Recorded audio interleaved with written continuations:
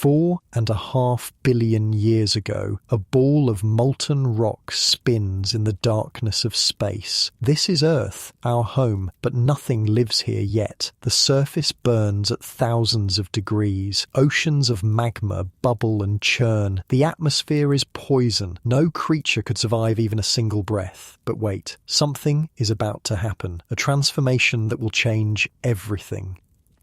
The planet cools, steam rises from the surface and forms clouds, rain falls for millions of years, the oceans are born, in those ancient seas the first spark of life appears, a single cell, tiny beyond imagination, but it carries within it the blueprint for everything that follows. If these help you wind down, hit subscribe. Where are you? What city? What time? I was reading comments and saw Miami, Manchester, Melbourne all mixed in there. Still weird to think about. 3.5 billion years of evolution. Single cells become complex organisms. Fish appear in the oceans. They crawl onto land. They become amphibians, then reptiles. The age of dinosaurs comes and goes. 65 million years ago, an asteroid strikes the Earth. The dinosaurs vanish, but from their ashes a new group of animals begins to flourish.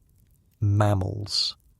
Small creatures that hide in burrows and hunt at night. They are nothing special at first, just tiny balls of fur trying to survive, but they have something the dinosaurs never had: warm blood, live birth, and the ability to nurse their young. These advantages will prove decisive. 50 million years ago, a new type of mammal appears in the tropical forests. They have hands instead of paws, eyes that face forward, brains larger than their ancestors. These are the first primates. They live in the trees and eat fruit and insects. They are our distant cousins. The first step on the long road to humanity.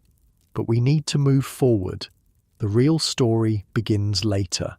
Much later. 25 million years ago. The world is different now. Continents have shifted, mountains have risen, the climate is changing. A period of intense global warming has begun. The Tethys Ocean that once separated Africa from Europe is closing. Humid tropical forests spread northward from Africa into Europe and Asia. This is the moment our ancestors have been waiting for. They follow the forests and populate the ancient world.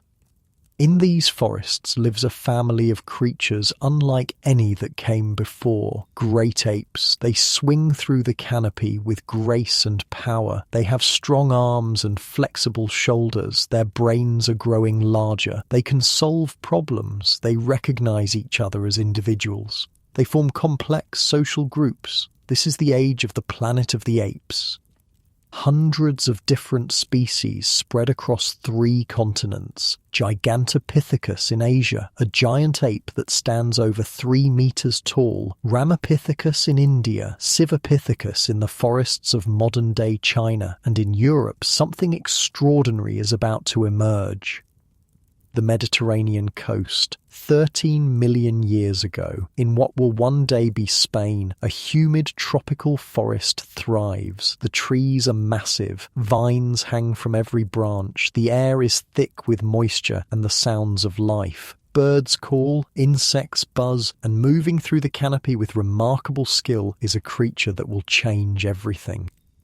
This is Pierolopithecus, an acrobat like no other. Watch him move. He does not walk on top of the branches like monkeys do. He is too heavy for that. Instead, he hangs beneath them. His arms are long and powerful. His shoulders rotate in ways other animals cannot match. He swings from branch to branch with ease.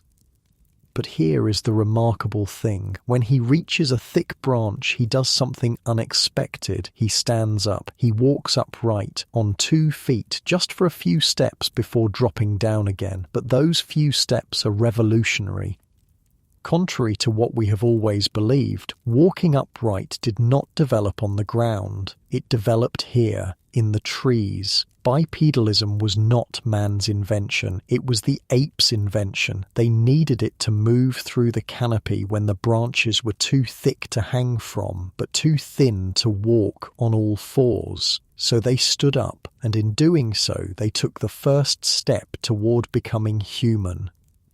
This young male Pierolopithecus is alone. Several days ago he left his family group, not by choice. Among these apes, all young males must leave when they reach adolescence. The females stay with their mothers for life. The males are forced out. This prevents inbreeding. It ensures genetic diversity, but it makes life difficult for the young males. He needs to find a new group, one that will accept him, and he has just spotted one feeding in the trees ahead. His heart beats faster. This is dangerous. Each group has its own territory. Intruders are rarely welcome. They can be attacked, even killed, but he has no choice. A solitary ape cannot survive for long. He needs the protection of the group. He needs allies. He needs companions. He approaches slowly, cautiously. His body language signals submission. He makes himself look small, non-threatening. A young female with an infant notices him first. She stops eating and stares. Mothers are always the most cautious. They have the most to lose. She watches him carefully, ready to sound the alarm if he shows any sign of aggression. He freezes, does not make eye contact. That would be a challenge. Instead, he looks away, waits. Higher in the tree, an older female has also spotted him. She is past breeding age, no longer concerned with protecting young. She is curious. Who is this stranger? Where does he come from? She tilts her head and studies him. Then the alpha male appears, a massive Pierolopithecus with scars on his face and enormous shoulders. This male has fought many battles and won them all. He rules this group with strength and intelligence. He moves toward the young male. Slowly, each step is deliberate, a display of dominance. The young male's instinct screams at him to run, but he cannot run. If he flees, he will never be accepted. He must hold his ground, show that he is not a threat, but also not a coward. The alpha stops 2 meters away. He stares directly into the young male's eyes. This is a test. The young male looks down, submits, but he does not flee. The alpha male raises his arm. Is he going to strike? The young male prepares for the blow, but it does not come. Instead, the alpha simply makes a threat display, shakes a branch, shows his strength, physical intimidation. Then he turns and walks away. The young male is still alive, still here. That is something, but he is not yet accepted. He must wait, be patient, prove his worth. He finds a spot at the edge of the group and sits down, watches them. They ignore him. That is better than aggression. It means he is being tolerated, for now. But something unexpected happens. The older female, the one who was curious, approaches him. She moves slowly, stops a few meters away, looks at him with those intelligent eyes, and something passes between them, a moment of understanding. She feels something. Empathy. This is a quality that exists in very few species, the ability to understand the emotions of others, to be affected by the feelings of others. She sees the young male's distress, his loneliness, his fear, and it makes her anxious. She wants to help him. Why does she feel this way? What evolutionary advantage does empathy provide? The answer is simple. Empathy allows individuals to live together in complex societies, to cooperate, to form bonds that go beyond family ties. This is the quality that will one day allow humans to build civilizations. And it starts here, with this old female feeling compassion for a stranger. She moves closer. The young male watches her carefully. What does she want? Is this a trick? But there is no aggression in her posture, only curiosity, only kindness. She reaches out and gently touches his arm, a gesture of acceptance, of friendship. The young male feels a wave of relief wash over him. He is not alone anymore. This old female has chosen to include him, to protect him. That is enough for now. Night falls. The group begins to prepare for sleep. This is when Pierolopithecus shows another revolutionary behavior. They do not simply curl up on a branch like other animals, they build nests. Watch them work. Each individual gathers branches and leaves. They weave them together to form a platform, a soft bed high in the trees. This construction is remarkable. It requires planning, it requires skill, it requires knowledge passed down from mother to child. The young male watches them build. He has always slept in his mother's nest. He never learned to make his own. He was too young when he was forced to leave. Now he tries to copy what he sees. He gathers some branches, attempts to weave them together, but they fall apart. He tries again. Still fails. This is a problem. Without a nest, he cannot sleep safely. He could fall. He could be vulnerable to predators. He looks around desperately. What should he do? The old female has finished her nest. She looks at him, sees his struggle, and makes a decision. She gestures to him, "Come here, share my nest." The young male hesitates. This is highly unusual, but she insists. He moves slowly toward her nest and settles beside her. She does not chase him away. Instead, she adjusts some branches to make room for him. This simple act of kindness may have saved his life. Up here in the canopy, protected by their nests, the Pierolopithecus can sleep deeply. Most mammals can only sleep for a few minutes at a time. They must remain alert for predators, but these apes have found a way to sleep all night. Long, restorative sleep. This is revolutionary.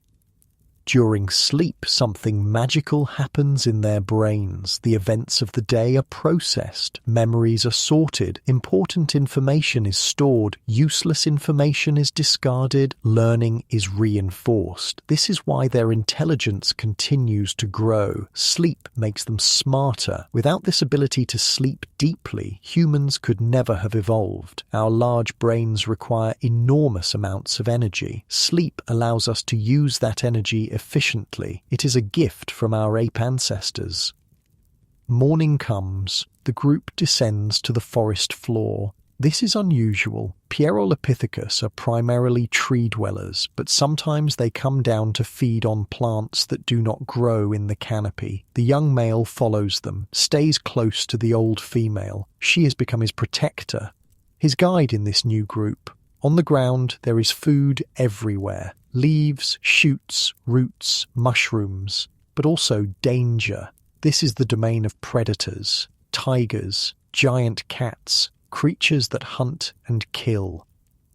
The group stays alert. They feed quickly, eyes always scanning the forest, ears listening for any sound that might signal danger. The young male tries to stay close to the others, but he is also hungry. He spots a patch of mushrooms and moves toward them. Are they safe to eat? How does he know? Some mushrooms are nutritious, others are deadly poison. This is where knowledge becomes crucial. Pierolopithecus teach their young what is safe and what is dangerous. The mother shows her infant which foods to eat. The infant watches and learns. This knowledge is passed from generation to generation, the beginning of culture. But the young male left his family before his education was complete. There are gaps in his knowledge. He looks at the mushrooms uncertainly. The old female notices. She comes over and examines the mushrooms. Then she does something remarkable. She picks one and shows it to him. See, this kind is safe. She takes a bite. He watches. Then he takes one for himself and eats it. She has just taught him something, shared her knowledge. This is how culture spreads. But not all knowledge is the same in every group. Different groups of Pierolopithecus have different traditions, different techniques. The young male knows things that this group does not, and they know things he does not. This exchange of information between groups is crucial for evolution. It allows innovations to spread. It prevents stagnation. The young male wants to prove his value to the group. He wants to show them that he is worth keeping, so he decides to demonstrate something special. A technique his mother taught him. He finds a fallen log covered in termite holes. Termites are delicious, full of protein and fat, but they are hard to catch. They hide deep inside the wood. How can you reach them? The young male breaks off a thin stick. He strips the leaves from it. Then he carefully inserts it into a termite hole. He waits. The termites attack the stick. When he pulls it out, it is covered with termites. He licks them off. Delicious. The other apes stop and watch. What is this? They have never seen anyone do this before. The young male repeats the process, catches more termites, eats them. This is incredible. The females come closer to watch. Even the alpha male is interested. The young male has just demonstrated tool use. The stick is an extension of his hand. It allows him to perform a task that would be impossible without it. This is a huge cognitive leap. The ability to see an object not just as it is, but as what it could be used for. One of the females tries to copy him. She picks up a stick and tries to insert it into a termite hole, but her stick is too thick. It does not work. The young male shows her, no, like this. Use a thinner stick. She tries again. This time it works. She catches a termite. Her face lights up with pleasure. Knowledge is spreading. An innovation from one group is being transmitted to another group. This is how culture evolves. This is how ideas spread across populations, and the young male is at the center of it. He has become valuable, important. The group needs him. A young female approaches him, the one with the golden eyes who was so cautious before. She watches him catch termites. She is fascinated, not just by the technique, but by him. Who is this clever male? Where did he learn this? She moves closer, sits beside him. Their eyes meet. Something passes between them, an attraction, a connection. The young male feels his heart race. She is the most beautiful Pierolopithecus he has ever seen. Those golden eyes, that graceful way she moves. He wants to impress her. He catches more termites and offers them to her. A gift. She accepts, takes the stick from his hand and tries the technique herself. He watches her, helps her, shows her how to angle the stick just right.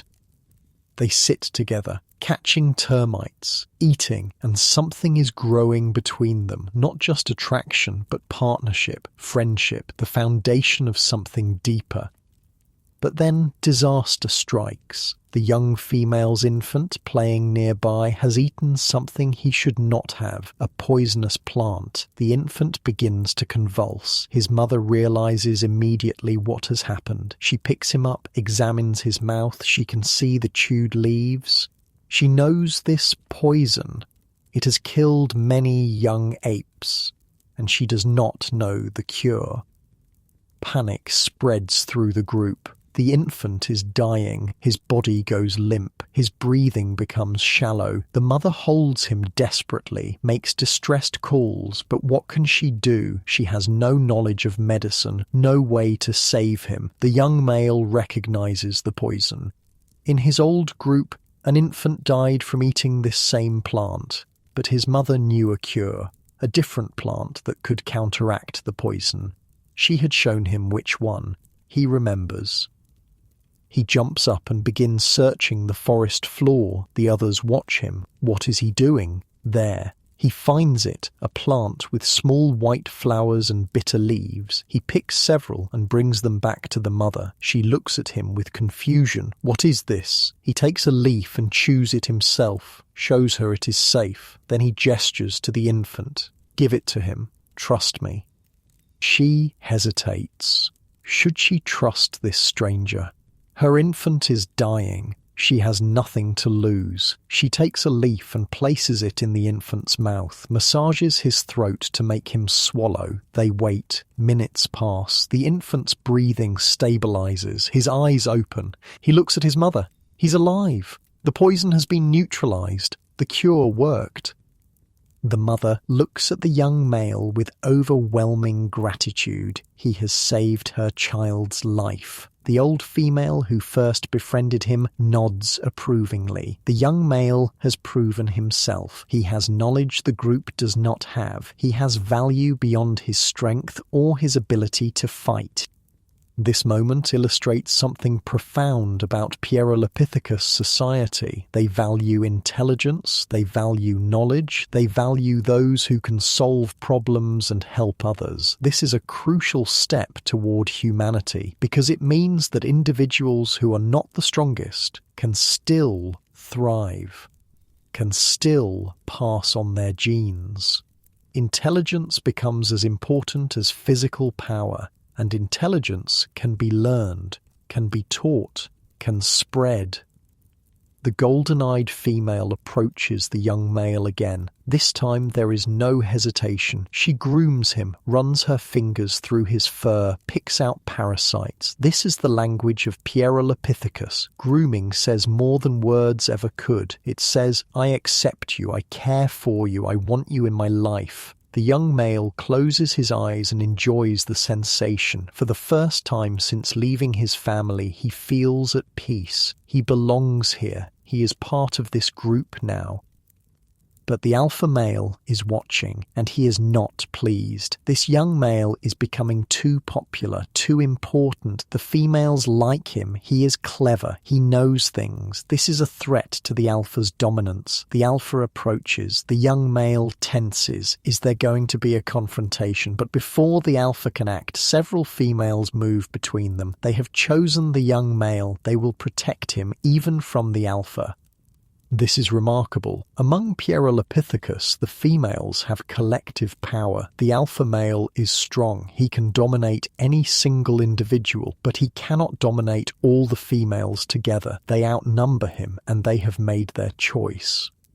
The alpha realizes this. He backs down. He cannot win this fight, not without losing his position entirely. Better to accept the young male than to risk everything. This is politics, this is strategy, and it shows a level of social complexity that most animals never achieve.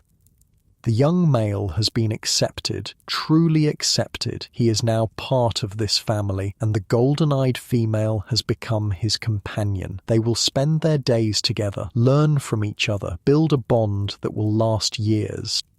As night falls again, the group builds their nests. This time, the young male builds his own. The old female has taught him during the day. He weaves the branches carefully, creates a sturdy platform, adds soft leaves for comfort. When he finishes, he looks at his work with pride. His first nest, a sign of independence, a sign of belonging.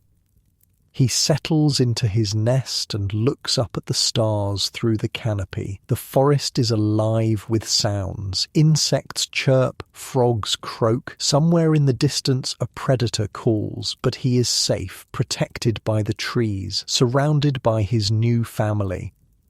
He does not know it, but the genetic line he carries will one day lead to humans. His descendants will spread across the world. They will build cities, create art, explore space, all because of choices made by apes like him. Apes who stood upright, who used tools, who shared knowledge, who formed bonds based on more than just survival. This is where our story truly begins. Not with humans, but with apes. Clever apes who looked at the world and imagined something different, something more.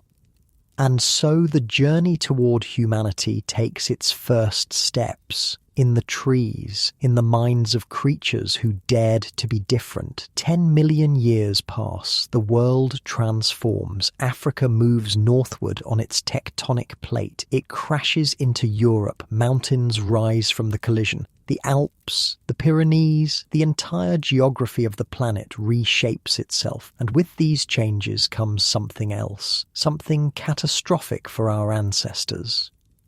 The climate shifts, the period of global warming ends, a cooling trend begins, slowly at first, then faster. The humid tropical forests that once covered Europe start to shrink, the trees thin out, open woodlands replace dense jungle, and the Pierolopithecus who thrived in those forests face a crisis. Many species go extinct, unable to adapt to the changing environment. But some survive, some evolve. They become new species, better suited to this new world, and from them our lineage continues.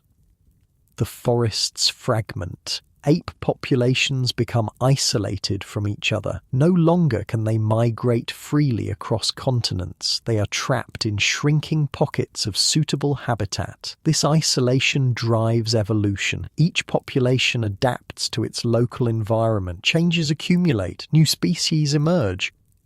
In Asia, some apes grow enormous. Gigantopithecus reaches heights of 3 meters, a true giant. But size has its disadvantages. When the forests shrink even more, these giants cannot find enough food. They die out. Evolution is not about being the biggest, it is about being the most adaptable. Other Asian apes become the ancestors of orangutans. They master life in the treetops, become solitary, specialized for a life spent entirely in the canopy. They survive, but their path diverges from ours. In Africa, something different happens. The apes here face the greatest challenge. The forests are disappearing faster than anywhere else, but Africa is also where the most dramatic evolution occurs, because pressure creates innovation, necessity drives change. 7 million years ago, the Sahara is not yet a desert. It is a vast grassland dotted with forests and lakes, and on the shores of one of these lakes, a new species has emerged. We call them Sahelanthropus. The locals call them Tumai, which means hope of life. These are not Pierolopithecus anymore. They have evolved, changed. Their brains are larger, their faces are flatter, their canine teeth are smaller, and they walk upright far more often, not just in the trees, but on the ground as well. Why this change? What drove them to become more bipedal? The answer lies in the environment. As forests thinned, the distance between trees increased. Walking upright allowed them to see over tall grass, to spot predators, to carry food and infants across open ground. The advantages accumulated and bipedalism became more common. But they have not abandoned the trees entirely. They still sleep in nests high in the branches, still seek safety in the canopy when predators approach. They live in 2 worlds, the trees and the ground, and this duality shapes everything about them. Watch this young female Tumai. She descended from that golden-eyed Pierolopithecus female from millions of years ago. The same golden eyes have been passed down through her DNA across countless generations, a thread of continuity linking past to present. She has an infant clinging to her back, her son. He is 2 years old and still learning the basics of survival, but education takes much longer now than it did for Pierolopithecus. There is more to learn, more skills to master, more knowledge to absorb. The infant watches everything his mother does, how she chooses food, how she uses tools, how she interacts with others. His brain is like a sponge, absorbing, processing, learning. The Tumai have refined tool use to an art form. They do not just use sticks to catch termites anymore. They use different tools for different tasks. Rocks to crack nuts, stones to dig up roots, sharpened sticks to probe for honey. Each tool requires specific techniques, and each technique takes hours of practice to master.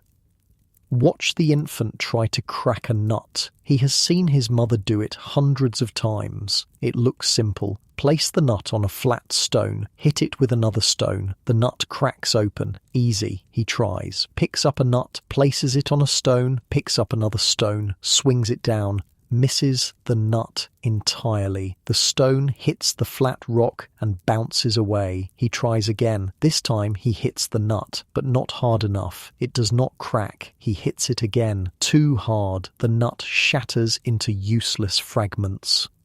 Frustration. He looks at his mother. How does she do it? She demonstrates again. Slowly this time. See? The angle matters, the force matters, the type of stone matters. He watches carefully, tries again. Better. The nut cracks open perfectly. He extracts the meat and tastes it. Success. He has learned as... This kind of learning takes years, but it pays off. Tumai who master these skills can access food sources that other animals cannot. Nuts that are too hard for teeth to crack, roots that are too deep to dig with hands alone, honey that is too high to reach without tools. These foods are rich in calories. They fuel the growing brain. And the Tumai brain is growing rapidly, larger than Pierolopithecus, more complex, better at planning, better at problem solving, better at imagining future scenarios. This is the key to survival, not strength, not speed, but intelligence. The group moves through the grassland, walking upright. This frees their hands. They can carry things, tools, food, infants. This is a massive advantage. A monkey on all fours can only carry what it can hold in its mouth, but a bipedal ape can carry armfuls of food back to a safe location, can transport tools to where they are needed, can help injured group members travel. The alpha male leads the group. He is massive. Scars cover his face and body, evidence of countless fights. He has held his position for 5 years, a long time in Tumai society, but his dominance is always under threat. There are younger males waiting for any sign of weakness, ready to challenge him, ready to take his place. He reminds them of his power regularly, chest-beating displays charging through the group, knocking smaller individuals aside. It is usually the weakest who feel his force, the old, the young, the females. This is how he maintains control, through intimidation, through violence. But something has changed in Tumai society compared to Pierolopithecus. The males now have more power than the females. The balance has shifted. Why? The answer lies in food. As forests thinned and food became scarcer, females needed male protection more than ever. Predators on the ground are far more dangerous than predators in trees. Strong males who could defend against leopards and lions became valuable. Females traded some of their independence for security, and male dominance increased. This creates a society full of politics. The alpha male must constantly manage relationships, build alliances with key males who could become rivals, maintain favor with elder females whose support matters, punish challengers quickly and decisively. It is exhausting but necessary. Watch him now. He approaches a subordinate male and grooms him. This seems kind, but it is strategy. This male has been showing signs of ambition. Better to keep him close, keep him friendly. Better to make him an ally than an enemy. Politics. Now he approaches the old female. She is past breeding age, no longer produces offspring, but she has influence. The other females listen to her, respect her. The alpha needs her goodwill. He sits beside her, grooms her. She accepts. An alliance is maintained. But then a young male crosses his path at the wrong moment. The alpha's mood shifts instantly. He charges, grabs the young male, throws him to the ground, beats him. The young male screams. The alpha is not trying to kill him, just remind him of his place. Reinforce the hierarchy. The young male crawls away, humiliated, injured. This is life under a dominant male. The females watch. They have less power now than their Pierolopithecus ancestors had, but they are not helpless. They have developed other strategies, intelligence, resourcefulness. While the males spend their days competing and fighting, the females spend their days solving problems, finding food, caring for young, teaching. This makes them smarter in practical ways, more innovative. Watch this female discover something new. She is digging for roots near the water's edge. Her digging stick hits something hard. She pulls it out, a freshwater clam. She has never eaten one before. Is it food? She examines it, smells it. The shell is closed tight. How does she open it? She tries biting it. Too hard. Her teeth cannot crack the shell. She tries smashing it with a rock. The shell breaks. Inside is soft flesh. She tastes it. Delicious. She has just discovered a new food source, and she will teach this to others. Knowledge spreads. The Tumai are expanding their diet beyond what forest apes ever ate. They are becoming generalists, eating whatever they can find: fruits, nuts, roots, insects, eggs, small animals, and now shellfish. This flexibility is crucial because environments keep changing. Specialists die out when their preferred food disappears. Generalists adapt and survive. The group has reached the water. This is dangerous territory. Crocodiles lurk beneath the surface, but it is also rich territory, full of food, frogs, fish, water plants, shellfish. The Tumai are learning to exploit these resources. Two young Tumai, a male and female, wade into the shallow water. They are looking for fish trapped in pools. This is the first time they have ventured so far from the group. It feels daring, exciting. They are testing boundaries, exploring. The young male spots a fish and tries to grab it. It slips away too fast. The young female watches and thinks there must be a better way. She picks up a rock and waits. When the next fish swims near, she throws the rock, misses, but the idea is sound. She tries again. This time the rock stuns the fish. She grabs it. Success! They are alone in the water, away from the watchful eyes of the alpha, away from the social pressure of the group, and something happens between them, a connection, not just physical attraction, but something deeper, a desire to spend time together, to share experiences, to bond. This is new. Among Pierolopithecus, mating was quick and impersonal. The male would check if the female was receptive. If yes, they would mate. It lasted minutes. Then they would separate. No relationship, no bonding. But Tumai are developing something different. Preference. The ability for a male and female to choose each other, to form a temporary pair bond, to spend time together beyond just mating. This is revolutionary. It is the beginning of what will one day become love. The young female looks at the young male, really looks at him, studies his face, his eyes, the way he moves. She feels something, an attraction beyond mere biology. She seeks his gaze. He meets her eyes. They stare at each other. Something passes between them, an understanding, an interest. She moves closer. Their bodies nearly touch. She reaches out and grooms him. He closes his eyes, enjoys the sensation. His heart races. This is more than grooming. This is intimacy. This is connection. But tragedy strikes without warning. Neither of them noticed the infant who followed them into the water. He wanted to be near the adults, wanted to learn what they were doing, but he cannot swim. The water is deeper here. He steps into a hole and goes under. By the time they notice, it is too late. The young male pulls the infant's body from the water, limp, lifeless. The young female cries out, an alarm call. The group comes running.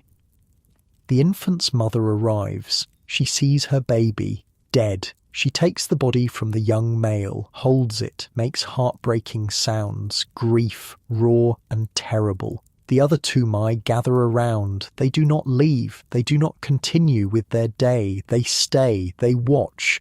They share in the mother's pain. Because something is happening in their minds, something that makes them different from most animals. They understand death, not just as the absence of movement, but as the loss of a being, someone who was here and now is gone forever. They understand that this could happen to them, to their own children, to anyone they love. This awareness is terrifying, but it is also what makes them capable of compassion. The mother refuses to leave the body. She carries it with her as the group moves on. This seems irrational. The infant is dead. Carrying the corpse serves no purpose, but she cannot accept it. Not yet. Reality is too painful. What is it that lives in us and vanishes so suddenly? This is the question forming in her mind, in all their minds. What is life? What is death? What happens to the essence of a being when the body stops functioning? They do not have words for these concepts yet, but they feel the weight of them. For 3 days, the mother carries the body. It begins to decompose. Other group members try to take it from her. She refuses. She is trying to understand, trying to process, trying to accept what cannot be changed. Finally, on the 4th day, she sets the body down. She sits beside it for hours. The other females join her. They sit in silence. A vigil. This is perhaps the first funeral ceremony, the beginning of ritual. When she finally stands and walks away, she does not look back. She has accepted. The infant is gone. Life continues, but she is changed. They are all changed because they have confronted the reality of death, and in doing so, they have become more human. The group moves on. But something else is brewing. Tension between groups. The forests continue to shrink. Food becomes scarcer. Territory becomes more valuable. And the Tumai are beginning to understand that what one group has, another group might want. On a hillside, 3 males from the group scout ahead. They are looking for food sources, checking for dangers, and they spot something. Another group of Tumai, strangers, on the other side of the valley. The alpha male's heart races. Strangers mean competition, mean threat, but they also mean opportunity. That group has females, young, healthy females. His group could use more females, more breeding partners, more genetic diversity. An idea forms in his mind. A dark idea. Previously unimagined. What if they could take what they want? What if they could drive the other group away? Take their territory? Take their females? This is not defense. This is not protecting what is theirs. This is aggression. This is conquest. This is war. He returns to his group, gathers the other adult males, communicates his plan through gestures and sounds. The males understand. They are excited, nervous. This is dangerous, but the potential rewards are enormous. They move toward the other group. Silently, stealthily. They are hunters now, but their prey is their own species. The other group is smaller, only 2 adult males, several females. They are vulnerable. The attack is swift and brutal. The alpha male targets the rival alpha. They fight. It is vicious, biting, hitting, wrestling. The other male is strong, but he is outnumbered. The attackers overwhelm him, beat him, and then something unprecedented happens. They kill him. Deliberately, with intent, murder, premeditated, organized, for resources, for power, for territory. The Tumai have invented warfare, and with it a new level of darkness enters the world. The other male from the defeated group flees. He will not return. The females scatter, but they do not run far. Without males to protect them, they are vulnerable. Within days, they will integrate with the conquering group. They have no choice. The alpha male stands on the hillside, surveys his new territory. There is a fig tree here heavy with fruit, water nearby, good shelter. He has won. His group has won through violence, through killing. This is a turning point. A line has been crossed and there is no going back. The golden-eyed female watches from a distance. She is disturbed by what she has witnessed, but she is also practical. The group is stronger now, larger, more secure. Sometimes survival requires terrible choices. She will adapt. They all will. But that night, as the group settles to sleep in their new territory, something weighs on them. An unease, a sense that something fundamental has changed. They have the capacity for empathy, for compassion, for love, but they also have the capacity for violence, for cruelty, for war. Both exist within them, light and darkness, kindness and brutality. This duality will be passed down to their descendants, to us. We carry both within our genes, the ability to create and the ability to destroy, the capacity for great good and terrible evil. The Tumai spread across Africa. They thrive in diverse environments. Lake shores, woodlands, grasslands. Each population develops slightly different behaviors, different tools, different traditions. Culture begins to diverge. The foundation is being laid for something extraordinary. But it will take millions more years, countless generations, endless innovation. Change is accelerating. Evolution is speeding up. The pressure of environmental change pushes these apes to their limits, and at their limits they transform. They become something new, something more. They become us, or rather, they become the ancestors of us. The path from Tumai to modern humans is long, full of dead ends, full of species that emerge and then go extinct. But the line continues. The thread of DNA persists. 5 million years ago, a split occurs. Some Tumai descendants evolve along the line of modern chimpanzees and gorillas. They abandon bipedalism, develop knuckle walking, return to a life more dependent on trees. They survive, thrive even, but they are no longer on the path to humanity. Other Tumai descendants continue walking upright, refine their tool use, expand their brains. They are on a different trajectory, and from them a radiation of new species emerges. The Australopithecines, the southern apes, they spread throughout eastern and southern Africa. Dozens of species, experimenting with different strategies, different adaptations. Among them is a species that will make a decision, a choice that determines the future of humanity. But that story belongs to what comes next, to the brave ones, to the dreamers, to those who looked beyond the trees and imagined a different life, a better life, and had the courage to pursue it, even knowing they might die in the attempt. The stage is set, the players are in place, and the greatest transformation in the history of life on Earth is about to begin. 2 million years ago, southern Africa, the drought is severe, the worst in living memory. What few forests remain are scattered, isolated. The land between them is open grassland, dangerous, filled with predators who see upright apes as easy prey. In one of these forest patches lives a group of creatures we call Sediba. They are Australopithecines, southern apes, but they are more advanced than their ancestors. Their brains are larger, their hands more dexterous, their intelligence sharper. They stand at a crossroads, literally and evolutionarily. Watch this young male Sediba. He is thin, hungry. His ribs show through his skin. Everyone in the group is hungry. The dry season has lasted months longer than usual. The trees that once provided abundant fruit now stand bare, their branches empty. There is nothing left to eat in the canopy.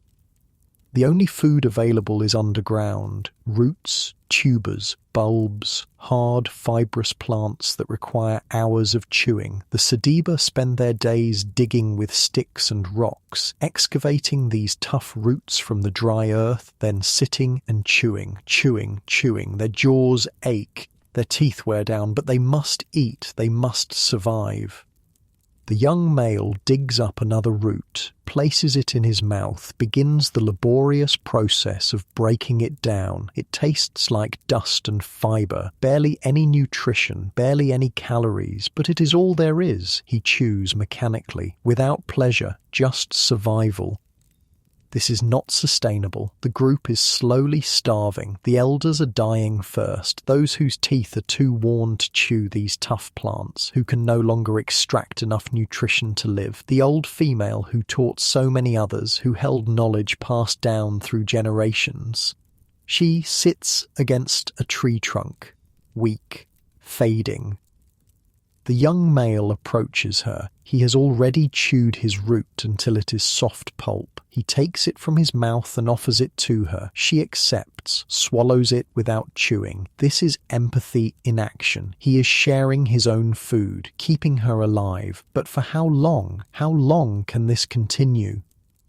The alpha male controls what little food exists. When a small carcass is found, abandoned by larger predators, he eats first. Then his favoured females, the strongest, the most useful. Only scraps remain for the others, bones to crack for marrow. This is the new hierarchy. Less power for the weak, more resources for the strong. Survival of the fittest taken to its extreme.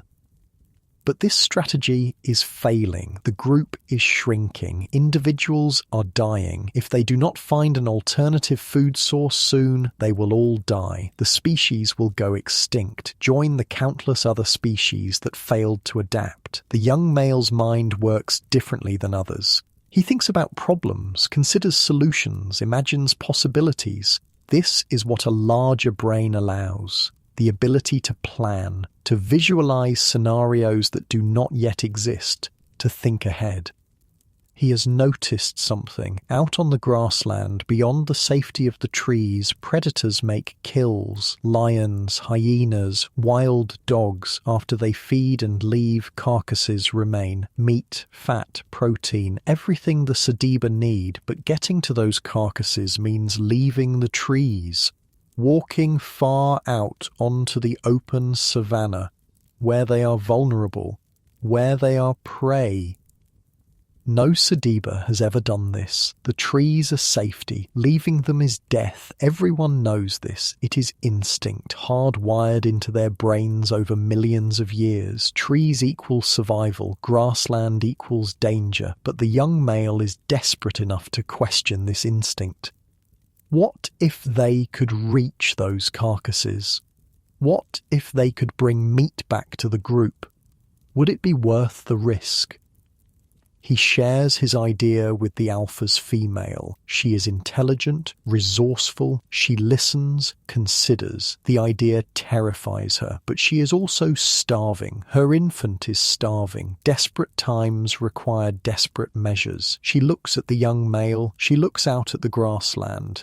In the distance, she can see vultures circling. That means a fresh kill. That means meat. A lot of meat. Enough to feed the entire group for days. She makes a decision. She will try. She will risk everything for a chance to eat, to feed her infant, to survive. The alpha male sees her preparing to leave. He blocks her path. No, too dangerous. She belongs to him. He cannot lose her, but she is determined. She pushes past him. He grabs her arm. She pulls free. A confrontation is brewing. The other females watch. This is unprecedented. A female defying the alpha, choosing her own path. The alpha could hurt her badly, but the other females move closer. They form a barrier between the alpha and the defiant female. They are supporting her, protecting her. The alpha is confused, angry, but also outnumbered. He releases her. She walks toward the grassland. The young male follows. They will go together, two individuals against the vast, dangerous savanna. The rest of the group watches from the trees. Some call out warnings, others watch in silence. The alpha male is furious, but he does not follow. He stays in the safety of the trees, where he is dominant, where he is safe. The two brave explorers walk away from the forest. With every step, the trees behind them grow smaller. The safety they have known their entire lives recedes. Ahead is only grass. Only openness, only danger. Neither has ever been this far from the trees. Their instincts scream at them to turn back. Every fibre of their being says this is wrong, but they continue, driven by hunger, by desperation, by the faint hope of something better. They walk for what feels like hours, but is probably only minutes. The vultures are closer now. The carcass is near. They can smell it. Blood, meat, death. The scent triggers something primal. Hunger overwhelms fear. They move faster. There it is, a wildebeest killed by lions. The lions have eaten their fill and left. The hyenas have not yet arrived. This is the perfect moment, the brief window of opportunity. The two Sediba approach the carcass. It is huge, more meat than they have ever seen. More than they could possibly carry. The female reaches it first, touches the flesh. It is still warm, fresh. She tears off a piece, places it in her mouth, tastes it.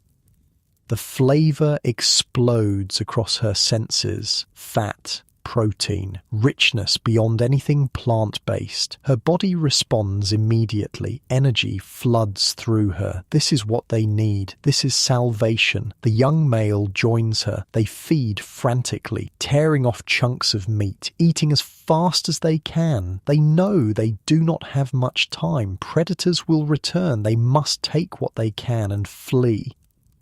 But then the young male has another idea. What if they do not eat it all here? What if they carry meat back to the trees, back to the group? Then everyone can eat. Everyone can survive. He looks around. They need something to carry the meat in, but they have nothing. No bags, no containers.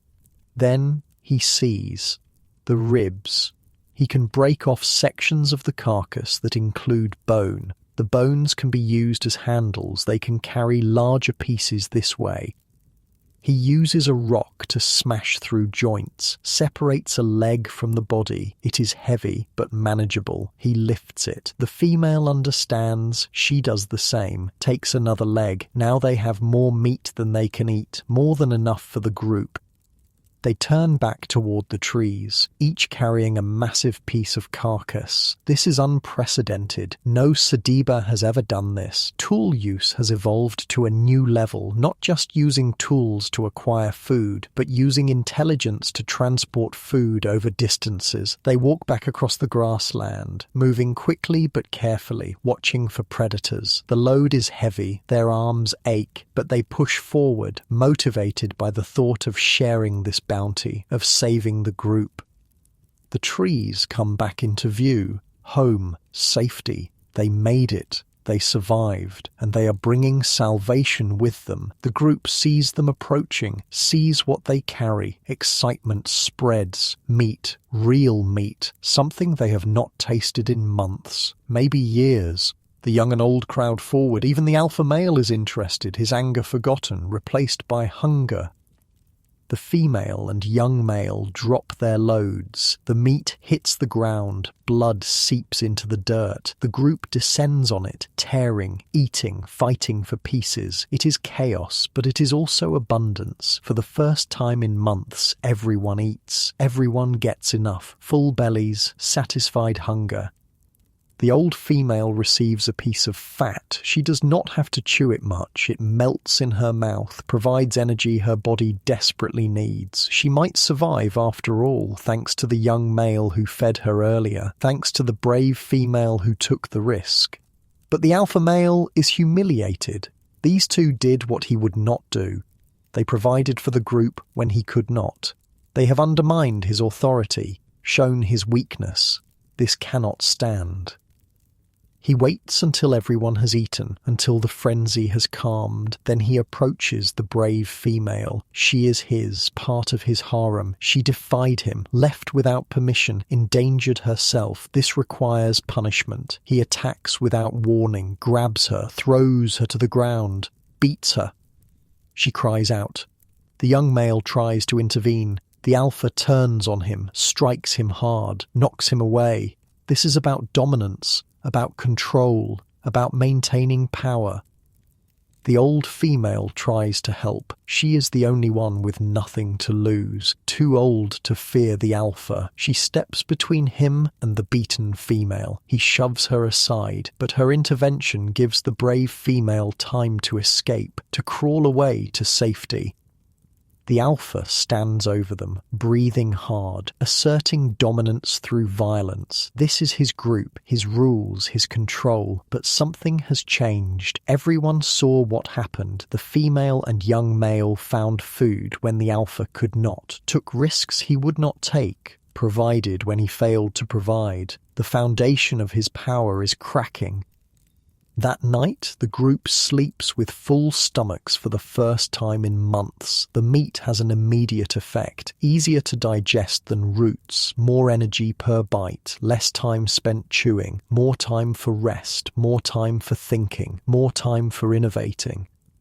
But the second effect will take generations. Meat consumption will change their bodies. The energy saved in digestion will be redirected to brain growth. Their descendants will become taller, slimmer, smarter. The shift to meat eating is not just about survival. It is about evolution, about becoming more human.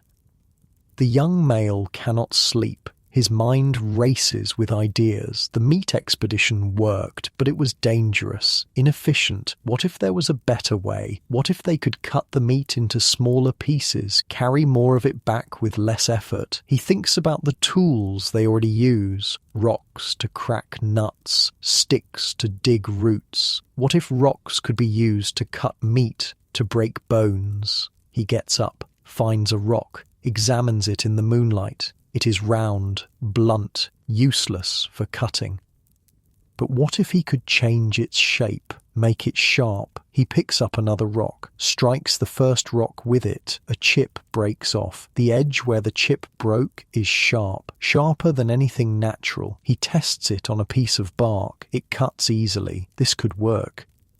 He spends the rest of the night experimenting, striking rocks together, creating sharp edges, learning which types of stone work best, which angles produce the sharpest tools. This is technology. This is innovation. This is the birth of stone tool making. By morning, he has created several crude cutting tools. Sharp flakes of stone. He shows them to the old female. She understands immediately. These could cut meat, cut hide, cut through things that hands cannot cut. This is revolutionary.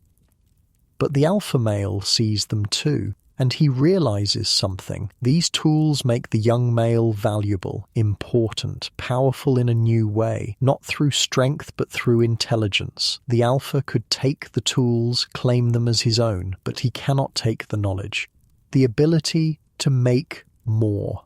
That belongs to the young male.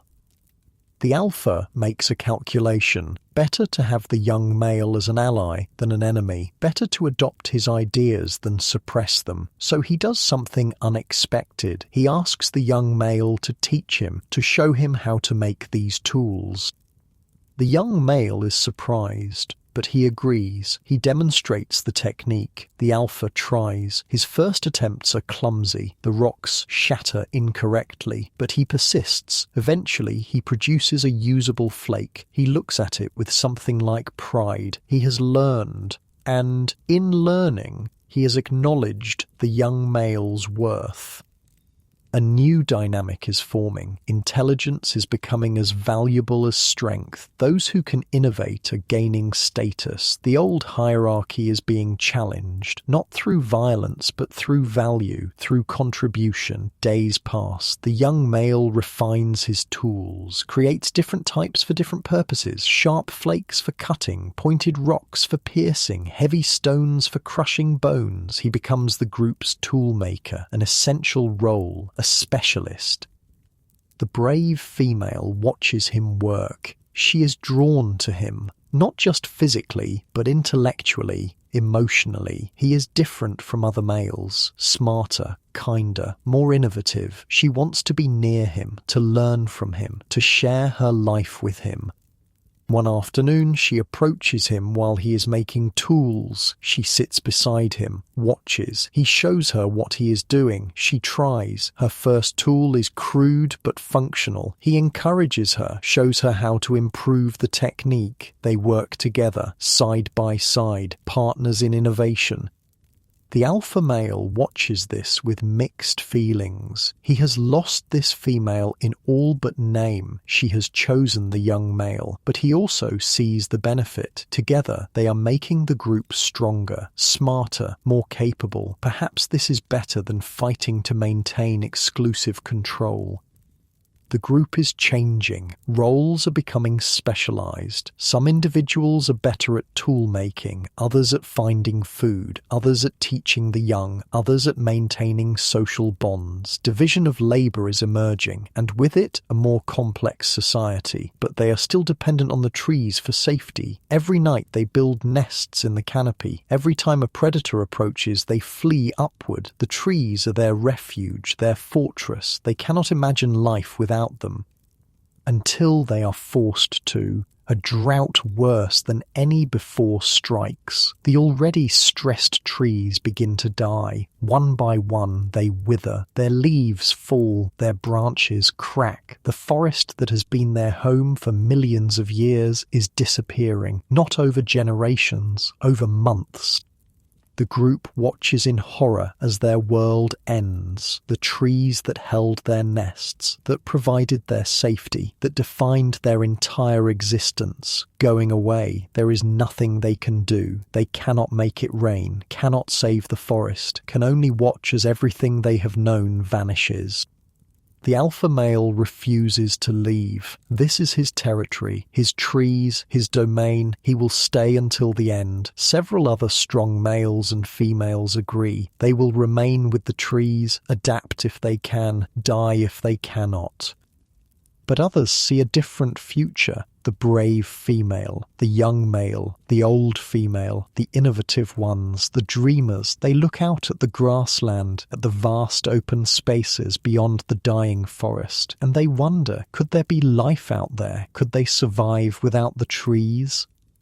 It is the ultimate risk. Everything in their evolution has prepared them for life in the trees. Walking upright developed in the trees. Tool use developed for forest resources. Social structures formed around forest abundance. Leaving the trees means abandoning everything their species has been for millions of years. But staying means dying. The forest is gone. The food is gone. The safety is gone. Staying is not survival. It is just a slower death.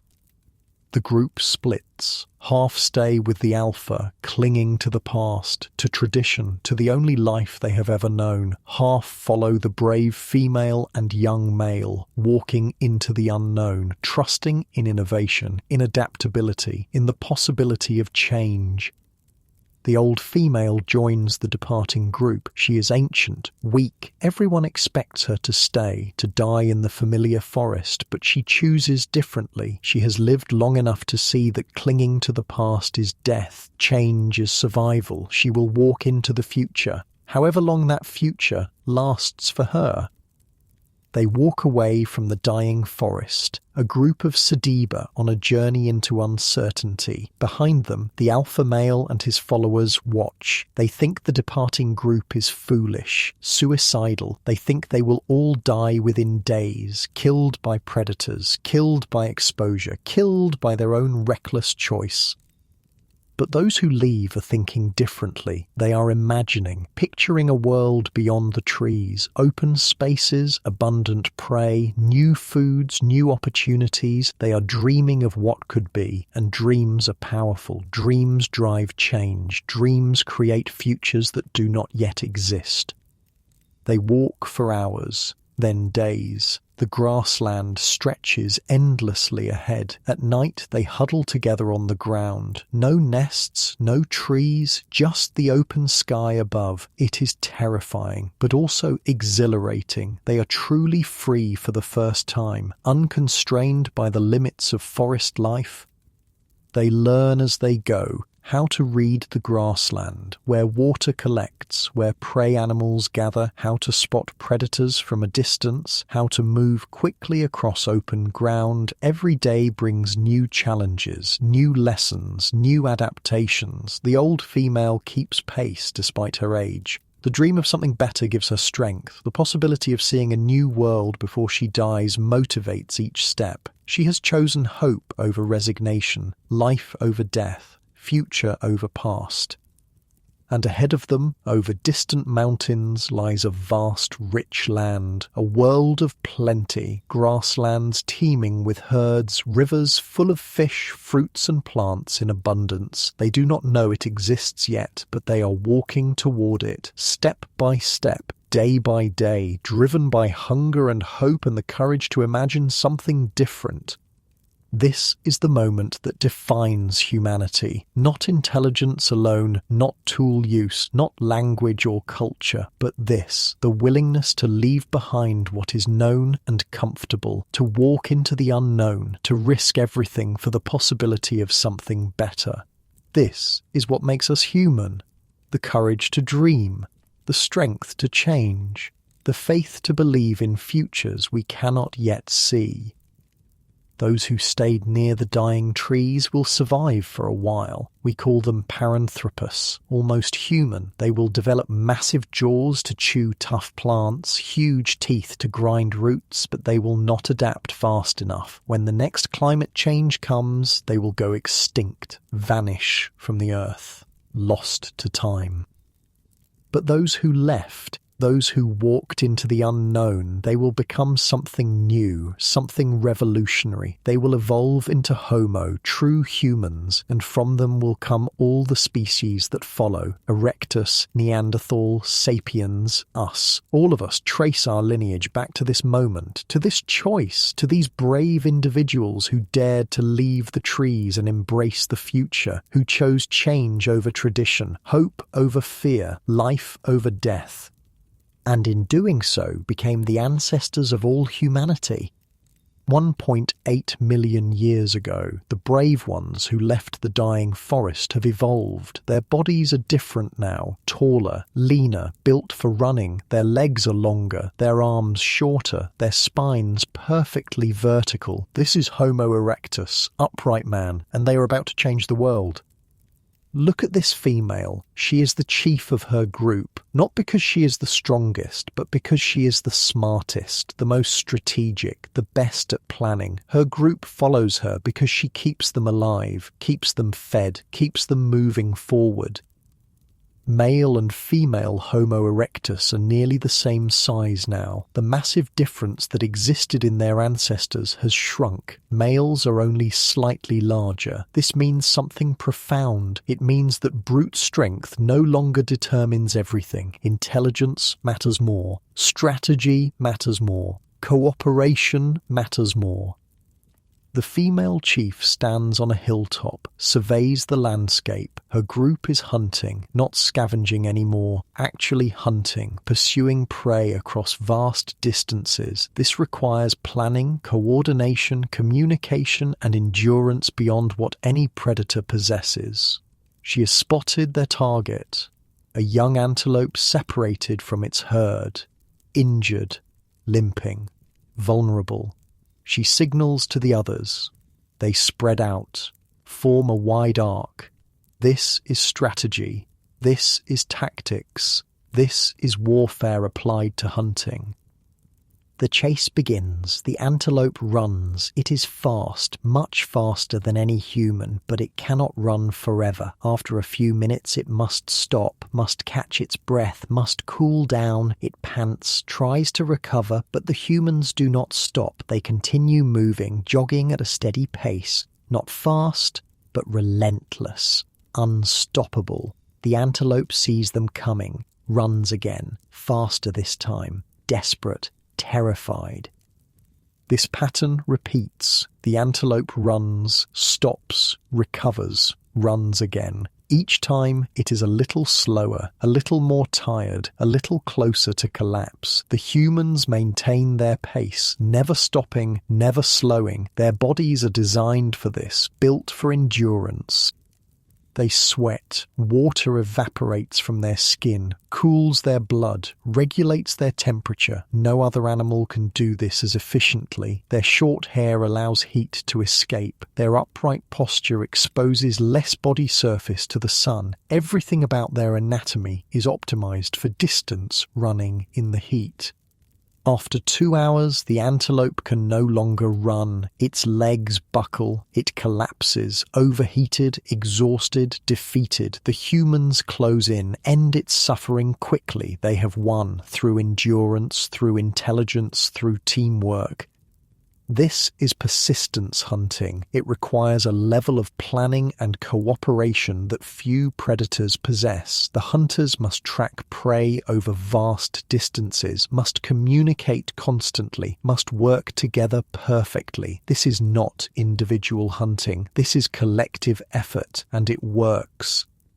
The female chief oversees the butchering. Everyone has a role. Some individuals are skilled at cutting meat. They have the sharp stone tools ready. Others are good at breaking bones to extract marrow. Others at dividing portions fairly. Specialization has reached a new level. She ensures fairness, gives the best cuts to those who ran the farthest, gives extra to pregnant females, gives portions to the elderly who can no longer hunt but who still have value, who still teach, who still share knowledge. This is justice, this is social complexity, this is civilization beginning to form.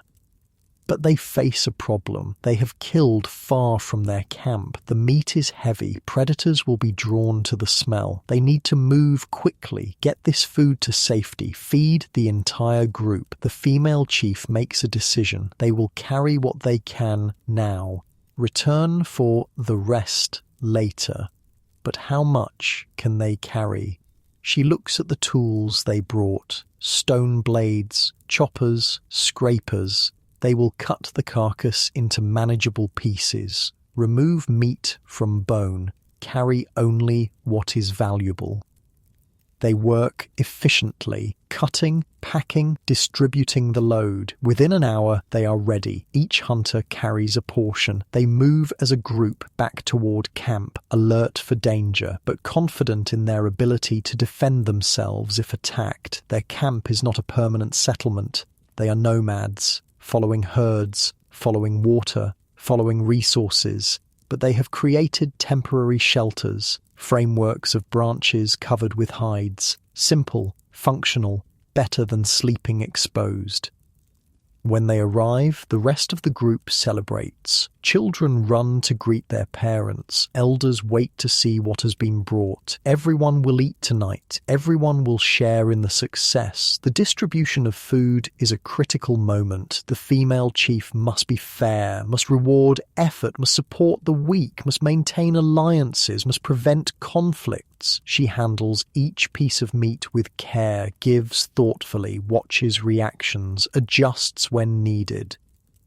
This is politics at its most fundamental, the management of resources, the maintenance of social bonds, the balance of power. She is not just a chief, she is a diplomat, a judge, a strategist, and her success in these roles keeps the group united. But something is missing, something that will transform their lives completely. They have food, shelter, tools, community, but they lack one thing, one discovery that will change everything: fire. They have seen fire, lightning strikes, dry grass ignites, flames spread across the savannah, animals flee, trees burn. Fire is a destructive force, a dangerous enemy, something to fear and avoid. They do not yet understand its potential, its power, its gift, until one day the group is camped near a dry riverbed. The season is hot, the grass is brown and brittle. Storm clouds gather, thunder rumbles, and lightning strikes a dead tree 100 meters from camp. The tree explodes into flames. Fire races down its trunk, spreads to the grass, begins moving toward the camp. The humans panic, grab their possessions, prepare to flee. Fire is death. Everyone knows this, but the female chief notices something. The fire is moving slowly. They have time, and behind the fire the land is blackened, smoking, but not burning anymore. The fire has passed, left devastation in its wake. She makes a decision. They will not flee. They will move to the burned area, where the fire has already been, where there is nothing left to burn. They run laterally, dodge around the advancing flames, reach the scorched earth. The fire passes them by. They are safe. But everything around them is ash and smoke. As the smoke clears, they notice something strange, a smell, strong, unfamiliar, but somehow appealing. The female chief investigates, finds the source, an animal trapped and killed by the fire. Its body is blackened, but underneath the charred skin, something different. The flesh has changed, transformed by heat. She is curious, cautious. She breaks off a small piece, examines it, smells it. The aroma is incredible. She tastes it. Her eyes widen. This is unlike anything she has ever eaten. The meat is soft, easy to chew, and the flavour, rich, complex, delicious beyond description. She calls the others, they gather around. Each tries a piece. Everyone has the same reaction. Amazement, pleasure, discovery. Fire has done something magical to this meat, made it better, made it food fit for gods. But they do not yet understand how to create fire. It was lightning that started this blaze. Nature's gift. They can only use fire when they find it, when accidents occur. This is a limitation, a dependency on chance. Days later, they encounter another group of Homo erectus. Strangers, but not enemies. Both groups are cautious, wary, but also curious. What do these others know? What can be learned from them? The other group has something remarkable, a small fire, contained, controlled, burning steadily in a ring of stones. They have captured it, kept it alive, fed it with branches and grass. This is revolutionary. The female chief approaches, gestures to the fire. How? The other chief understands. She shows them wood, dry grass, careful feeding, constant attention. Fire must be maintained, nurtured, protected. It can die if neglected, but if tended properly, it can last forever. But there is more. The female chief from the other group offers something, a trade. Her people know how to keep fire alive. The female chief's people know advanced stoneworking techniques, better blades, sharper tools. If they share knowledge, both groups benefit.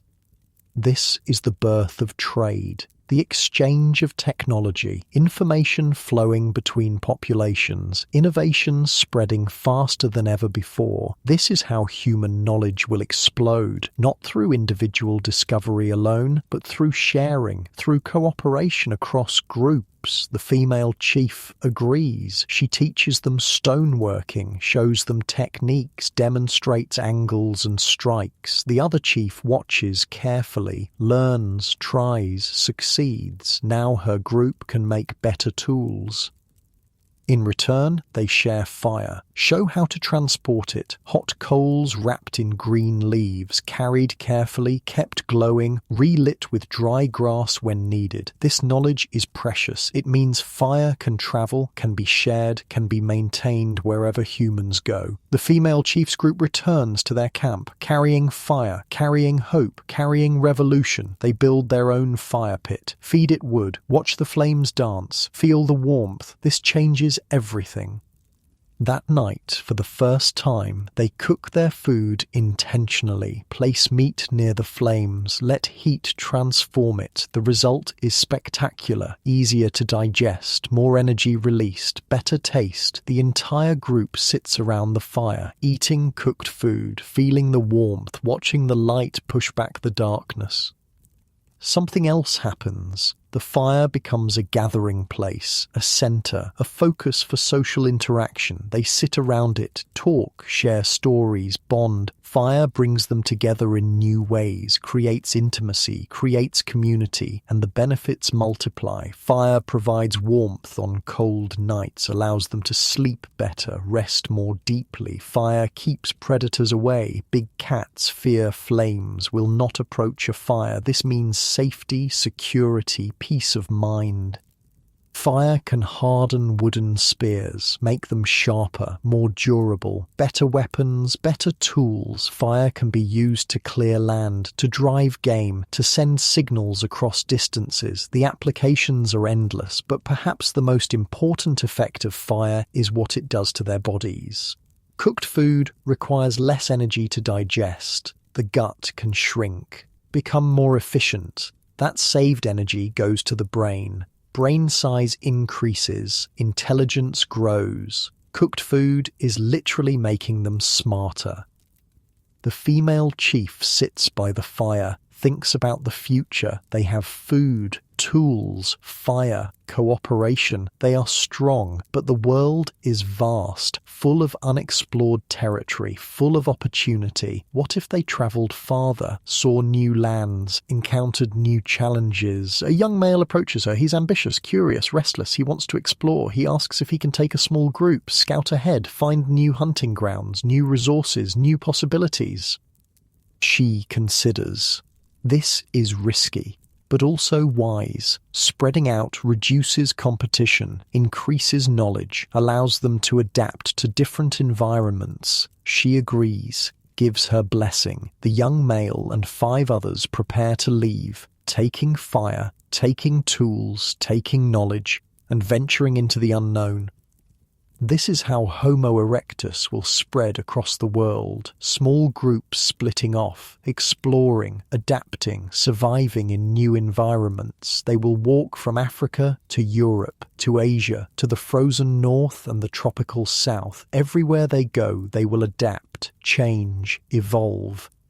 2 million years ago, populations begin the Great Migration. Some head north through the Middle East into Europe. They encounter cold, snow, seasons they have never experienced. They adapt, create better clothing, better shelters, learn to store food, master fire completely. Others head east, across Asia. They reach China, Indonesia, the Pacific Islands. They encounter jungles, mountains, rivers wider than any in Africa. They learn to build rafts, to navigate water, to survive in forests so dense that running is impossible. Each population faces different challenges, develops different solutions, different tools, different techniques, different cultures, but they all share a common origin, all descended from those brave individuals who left the dying forest, who chose to walk into uncertainty, who dared to dream of better. In northern China, one population of Homo erectus evolves into something massive. Beijing man, a giant with incredible strength, adapted to hunt the largest prey, mammoths, rhinoceros, creatures that dwarf humans. But humans have intelligence, strategy, teamwork. Even giants fall before coordinated hunters. In Indonesia, on the island of Flores, something different happens. The population is isolated, resources are limited, evolutionary pressure favours smaller bodies. They shrink generation by generation until they are barely a metre tall, but they retain their intelligence, their tool use, their humanity. Size does not determine worth. In Central Asia, groups encounter new conditions, develop new adaptations. These will become Denisovans, a sister species to humans, equally intelligent, equally capable, but genetically distinct, following their own evolutionary path. And in the cold of Europe, Homo erectus faces the greatest challenge of all. Ice ages, glaciers spreading south, temperatures dropping far below anything their ancestors experienced. Survival requires extraordinary adaptation, and from this pressure, a new species will emerge. Massive, powerful, incredibly strong. Neanderthal. But back in Africa, something else is happening. Some Homo erectus populations remain, continue evolving in their homeland, face their own challenges, develop their own innovations, and from them the most remarkable species of all will emerge. Homo sapiens, wise man, modern humans, us. But we are not there yet. The path from erectus to sapiens takes hundreds of thousands of years, countless generations, endless innovations. The story is far from over. The female chiefs group has settled in a new territory, rich grasslands, abundant game, fresh water. They thrive here, build better shelters, develop new techniques. Their children learn faster than any generation before because they have fire, have cooked food, have big brains growing bigger. She watches the young ones play, sees their intelligence, their curiosity, their potential. They will go farther than she ever could, learn more, discover more, become more. This is progress. This is evolution. This is the future becoming real. One evening, she sits by the fire, an old woman now, her hunting days behind her, but her mind still sharp, still creative. She picks up a stone, not to make a tool, but to make something else, something unnecessary, something beautiful. She strikes the stone carefully, creates a symmetrical pattern, chips it into a pleasing shape. This is not a tool. It serves no practical purpose. It is art. It is expression. It is the aesthetic sense emerging, the appreciation of beauty for its own sake. She holds it up, looks at it in the firelight, feels something, pride, satisfaction, joy. This object speaks to something inside her, something beyond survival, beyond utility, something human. The others notice, come to look. They see what she has made. They feel it too, the power of beauty, the emotion of art. This is a new dimension of existence, beyond food, beyond shelter, beyond survival. This is meaning, purpose, soul. She will pass this object down, give it to her daughter. Who will give it to her daughter? It will be treasured, kept, carried across generations, not because it is useful, but because it is meaningful, because it represents something, connection, continuity, love. This is what separates humans from all other animals. Not just intelligence, not just tools, not just language or culture, but this, the ability to create meaning, to make beauty, to express the inexpressible, to touch something beyond the physical world, to be more than mere animals, to be human. The fire burns low. The night deepens. Stars fill the sky above. The female chief looks up, wonders. What are those lights? Where do they come from? What do they mean? She does not know, cannot know, but she wonders, and wonder is the beginning of all knowledge, all discovery, all progress. Tomorrow the group will hunt again, will gather again, will survive again, but tonight they rest, safe, warm, together, around the fire that changed everything, the gift that made them human, the light that pushed back the darkness, the warmth that brought them together, the power that transformed the world. And in the morning they will continue, forward, always forward, into the future, into the unknown, into possibility, because that is what humans do. We dream, we hope, we imagine, we create, we change, we become, and we never stop, never quit, never accept limits. We always push forward, always reach higher, always become more. This is our nature, our destiny, our gift, and our burden. To be human, to be eternal seekers, to be the species that asks why and how and what if. To be the ones who change the world and ourselves forever. 300,000 years ago, Europe is locked in ice, glaciers cover half the continent, the cold is brutal, unforgiving, only the strongest survive, and here, in this frozen wasteland, a new species has evolved, Neanderthal, built for the cold, built for power, built for survival. Look at him. This male Neanderthal is massive, shorter than Homo sapiens but far heavier. His bones are thick, his muscles enormous, his chest is barrel-shaped, his arms can generate crushing force. He is built like a wrestler, like a tank, like nothing else that has ever walked the earth. His face is distinctive, heavy brow ridge, large nose, sloping forehead, but do not mistake this for primitiveness. His brain is actually larger than ours. He is intelligent, creative, capable. He makes sophisticated tools, buries his dead with ceremony, cares for the injured and elderly. He is fully human, just different. He lives in a small clan, 20 individuals, family groups that stay together for life. They know this land, every cave, every water source, every game trail. This is their territory, defended, maintained, passed down through generations. Winter is here, the hardest season. Food is scarce. The herds have migrated south. Only the hardy remain. Reindeer, bison, woolly rhinoceros, and the hunters who pursue them. Neanderthals are apex predators. They hunt the largest game, the most dangerous prey, up close, personal, violent.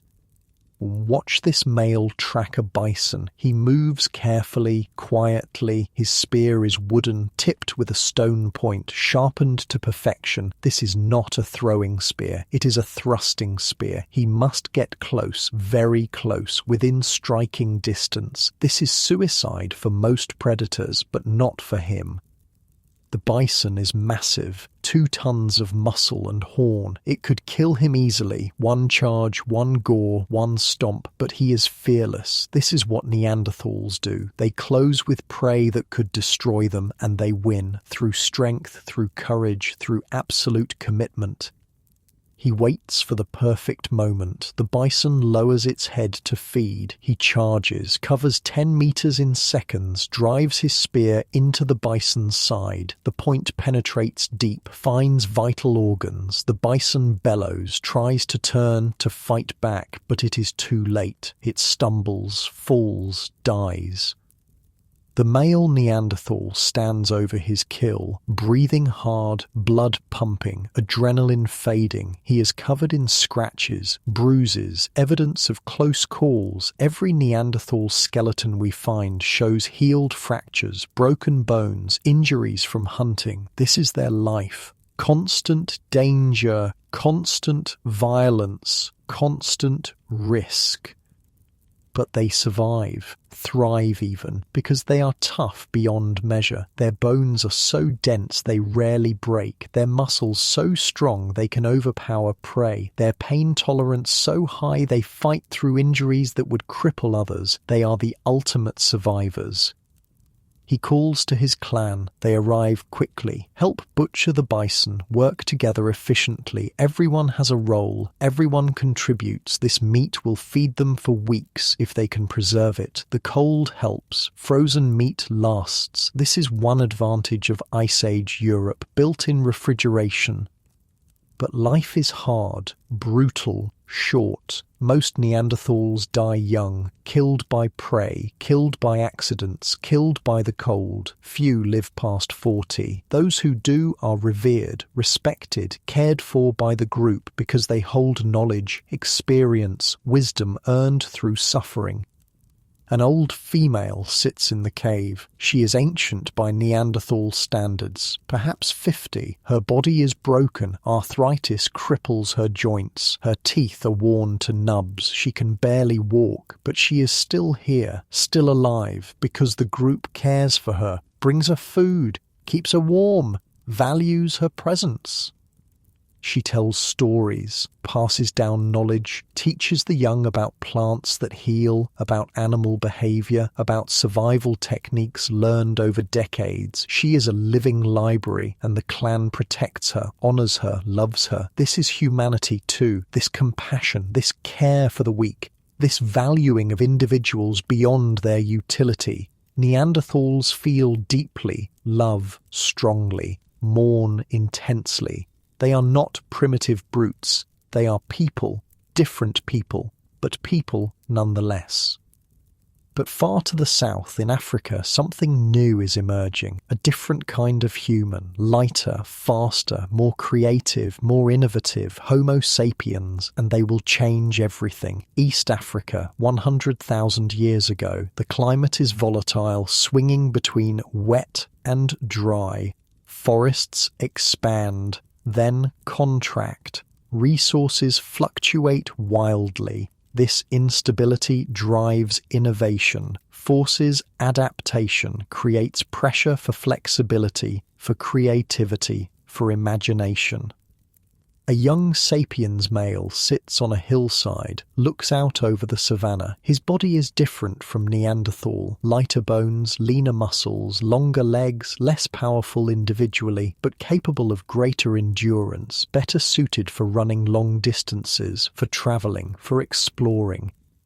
His face is different too. Higher forehead, smaller brow ridge, flatter face, a chin. These features will become standard for modern humans, but right now they mark him as distinct, as new, as different from all other humans. But the real difference is inside, in his brain. Not larger than Neanderthal, actually slightly smaller, but organised differently, connected differently, capable of different kinds of thinking. More abstract, more symbolic, more creative.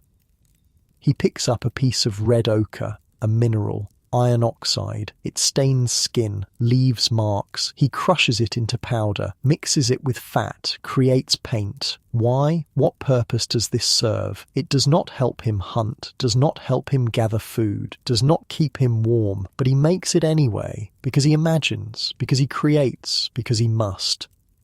He paints his face, creates patterns, symbols, marks that mean something to him, to his group, identity, status, belonging. He is expressing himself, communicating through art. This is revolutionary. This is uniquely sapiens. This is what makes us different. His group is different too, larger than Neanderthal clans, more complex, more organized. They trade with distant groups, exchange not just goods, but ideas. Innovations spread faster. Knowledge accumulates faster. Culture evolves faster.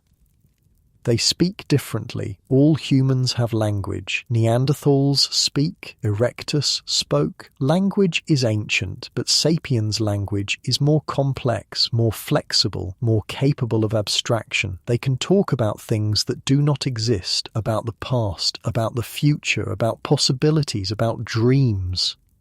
Watch them plan. A group of hunters sits around a fire, discusses tomorrow's hunt, but they are not just coordinating action, they are imagining scenarios. What if the herd goes this way? What if that happens? What if we try this technique? They play out futures in their minds. Test strategies before implementing them. This is advanced cognition. This is sapiens thinking. One hunter suggests something new. Instead of chasing prey, what if they trap it, drive it into an enclosed space, then kill it safely? The others listen, consider, add suggestions, refine the plan. This is collective intelligence, ideas building on ideas, innovation accelerating.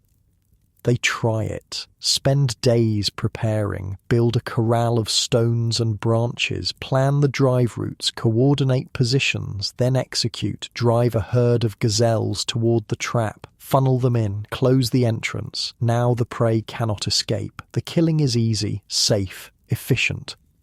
This works so well they do it again.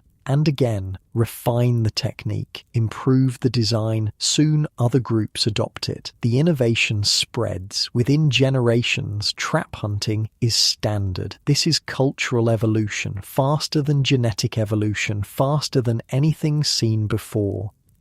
But sapiens have another advantage. They network, connect, form alliances across vast distances. A sapiens group in one valley knows groups in 10 other valleys. They trade, they intermarry, they share knowledge. This creates a web of connection, a network of information, a collective brain spanning continents. When one group discovers something useful, it spreads through the network, quickly, efficiently. A better spear design, a new food source, a medicinal plant. Knowledge flows like water, accumulates like snow, builds into an avalanche of innovation. Neanderthals do not do this. They stay in small clans, isolated, independent. They innovate too, but their innovations stay local, die out when groups die out. Their cultural evolution is slow, limited, fragile. This will prove decisive because the climate is about to change, again, drastically, and those who can adapt fastest will survive. Those who cannot will perish. 70,000 years ago, a supervolcano erupts, Mount Toba in Indonesia. The explosion is catastrophic. Ash fills the atmosphere, blocks the sun, global temperatures plummet, the ice age deepens, becomes brutal, deadly. This is the bottleneck, the filter, the test that will determine which humans survive. Populations crash, food disappears, survival becomes desperate, many species go extinct, many human populations die out. The world's human population drops to perhaps 10,000 individuals, maybe fewer. We are on the brink of extinction, hanging by a thread, one bad year from vanishing forever. But sapiens survive, not through strength, not through size, but through creativity, through cooperation, through the ability to innovate faster than the environment can kill them. They develop new tools, new techniques, new strategies. They adapt, shift, change, whatever it takes. In Africa, groups band together, share resources, expand their networks, help each other survive. This cooperation saves them. While isolated groups die, connected groups live. The network is strength. They develop new technology, bows and arrows, allowing them to hunt from a distance, to kill prey without risk, to access food sources previously impossible. This innovation spreads through the network, reaches all connected groups, saves thousands of lives. They develop fishing technology, nets, hooks, traps. The oceans are full of food, unlimited food. They learn to harvest it, to exploit resources Neanderthals never accessed. This gives them an edge, a buffer, a backup when land resources fail. They develop clothing technology, sewn garments, fitted, insulated, far superior to simple wraps. This allows them to survive colder climates, to expand their range, to occupy territories that would otherwise kill them. And crucially, they develop symbolic culture, art, jewelry, ritual. These seem frivolous, unnecessary, but they serve a vital purpose. They create group identity, strengthen social bonds, motivate cooperation, give meaning to suffering, provide hope in darkness. A young female sapiens creates a necklace, shells pierced and strung on sinew, hours of work. For what? To wear around her neck, but it means something. It marks her as part of her group, shows her status, her identity, her belonging, and that matters. That keeps people together, that maintains the network, that saves lives. They paint on cave walls images of animals, of hunts, of hands. These paintings take enormous effort, use precious resources, but they matter. They tell stories, record history, create shared mythology, bind the group together through shared symbols, shared meaning, shared purpose. One group develops a coming-of-age ritual. When children reach adolescence, they undergo trials, tests, ordeals. Then they are painted with ochre, given adult names, welcomed into the adult community. This ritual has no practical purpose, but it creates belonging, creates commitment, creates identity. And these things are powerful, more powerful than any tool. This symbolic thinking is uniquely sapiens. Neanderthals make art occasionally, but not like this, not with this intensity, this ubiquity, this centrality to culture. For sapiens, symbols are everything. They define who we are, what we believe, why we live. Language evolves too, becomes more complex, more nuanced, more capable of abstraction. They can tell elaborate stories, create mythologies, explain the world through narrative. This is powerful. Stories teach, motivate, inspire, unite. An old man tells the young ones about the beginning, how the first people came from the earth, how they learned to hunt, to make fire, to speak. The story is not literally true, but it contains truth, wisdom, values. It teaches them who they are, where they came from, what they should value. This is cultural transmission. This is how sapiens pass knowledge between generations. And they develop something else, something that will change everything. Religion, belief in forces beyond the physical, spirits, gods, ancestors, the supernatural. Why? What evolutionary advantage does this provide? It creates cooperation on massive scales. If people believe they are watched by gods, judged by ancestors, bound by cosmic laws, they behave differently, cooperate with strangers, follow rules even when no one watches. This allows groups to grow larger, more complex, more powerful. Religion is social glue, allowing coordination beyond kinship, beyond personal relationships, beyond anything seen before. A shaman leads a ritual, calls on the spirits of ancestors, asks for good hunting, for rain, for protection. The group participates, chants, dances, shares the experience. This creates unity, shared purpose, collective identity. They are not just individuals, they are a people, chosen, special, bound together by cosmic forces.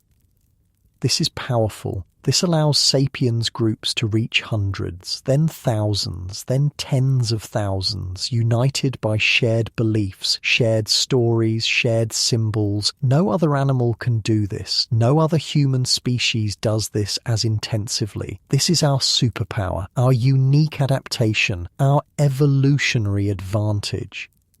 60,000 years ago, some sapiens groups begin to migrate out of Africa, following the coasts, exploring, spreading. They reach the Middle East, encounter Neanderthals. The two species meet, eye each other, both human, both intelligent, but different, competitors, rivals, but also potential partners. Some sapiens and Neanderthals interbreed, mix genes. Modern humans carry Neanderthal DNA, 1 to 4% of our genome, evidence of ancient encounters, ancient relationships, ancient mixing. We are not purely sapiens, we are hybrids, carrying genes from multiple human species. But mostly, the two species compete. Sapiens move into Neanderthal territory, take resources, outcompete them, not through violence primarily, but through efficiency. Sapiens bands are larger, better connected, more innovative. They simply do everything slightly better. Hunt more successfully. Gather more efficiently. Reproduce more rapidly. Slowly, over thousands of years, Neanderthals decline, populations shrink, territories contract, they retreat to remote areas, marginal lands, but the pressure continues, relentless, unstoppable. 40,000 years ago, the last Neanderthals huddle in caves in Spain, a few hundred individuals, all that remains of a species that once numbered in the hundreds of thousands. They know something is wrong, their world is ending, but they do not understand why, cannot stop it, can only endure as long as possible. Then they are gone, extinct, vanished. The last Neanderthal dies, and a whole way of being human disappears. A branch of the family tree ends. We are diminished by their loss, impoverished. The world becomes less diverse, less rich, less interesting. But sapiens continue, spread, thrive, multiply. We fill every niche Neanderthals left and more. We spread across Europe, Asia, into Australia, across the Bering Strait into the Americas. Within 50,000 years, we have populated every continent except Antarctica. No other large mammal spread so fast, so far, so successfully. Everywhere we go, we bring our symbols, our stories, our art. Cave paintings appear on every continent. Similar themes, similar techniques, similar meanings. Hunting, animals, hands, identity. We are marking our territory, saying we were here, we existed, we mattered. We develop music, flutes carved from bone, drums made from hide, rhythm, melody, harmony. Why? What purpose does music serve? It brings joy, creates emotion, bonds groups together, allows collective expression, shared feeling, unity. Music is social technology, creating cohesion through sound. We develop dance, movement, pattern, coordination, bodies moving together, creating beauty, creating meaning, creating connection. Dance is ritual, is celebration, is expression, is uniquely human, uniquely powerful.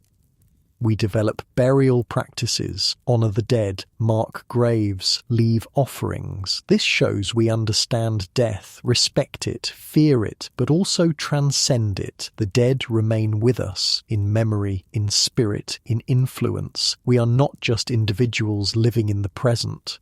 We are links in a chain, connected to past and future, to ancestors and descendants. This awareness changes everything, makes us responsible, makes us thoughtful, makes us human. A young mother holds her infant, looks into his eyes, sees the future. He will live when she dies, will carry her genes, her teachings, her love, forward into time, into possibility, into the unknown future. This matters, this gives meaning, this makes suffering worthwhile. We endure not just for ourselves, but for those who come after, for the chain, for the species, for humanity. She paints his face with ochre, marks him as human, as sapiens, as her child, as a member of the tribe, as someone who matters. This simple act carries enormous meaning, creates identity, creates belonging, creates purpose. This is what makes us human, not our tools, not our intelligence, but our symbols. Our meanings, our ability to create significance from nothing, to impose order on chaos, to find purpose in randomness, to be more than mere animals, to be human, fully, completely, gloriously human. 15,000 years ago, the Ice Age is ending, glaciers retreat, temperatures rise, the world transforms, grasslands replace tundra, forests replace grasslands, and with these changes, new opportunities emerge, new challenges, new possibilities. Homo sapiens stand alone now, the only human species left. Neanderthals gone, Denisovans gone, erectus gone, floresiensis gone, all the others extinct. We are the last, the survivors, the winners of the evolutionary lottery, but also the inheritors of a terrible loneliness. We are alone, unique, the only ones who can contemplate our own existence, the only ones who know we are alone. But we do not stop, do not slow. We accelerate. Populations grow, technology advances, culture explodes. We are entering a new phase, something unprecedented in the history of life. We are about to remake the world, reshape it in our image, for better and worse. Northern Europe. The glaciers have just retreated. The land is raw, new, unshaped, a blank canvas, and humans arrive. Following the herds, following the warming, seeking new territories, new resources, new lives. Watch this family. They are among the first, pioneers, explorers. They carry everything they own, weapons, tools, hides, fire, their knowledge, their dreams. They walk into virgin forest, untouched by human hands, ready to make it home. They find a river, good hunting nearby, shelter, resources. This is it. This is where they will stay, build, survive, thrive. They construct a dwelling, not temporary like before, permanent, or at least semi-permanent. Posts driven into ground, hides stretched over frame, a roof, walls, protection. This is more than a camp. This is a home.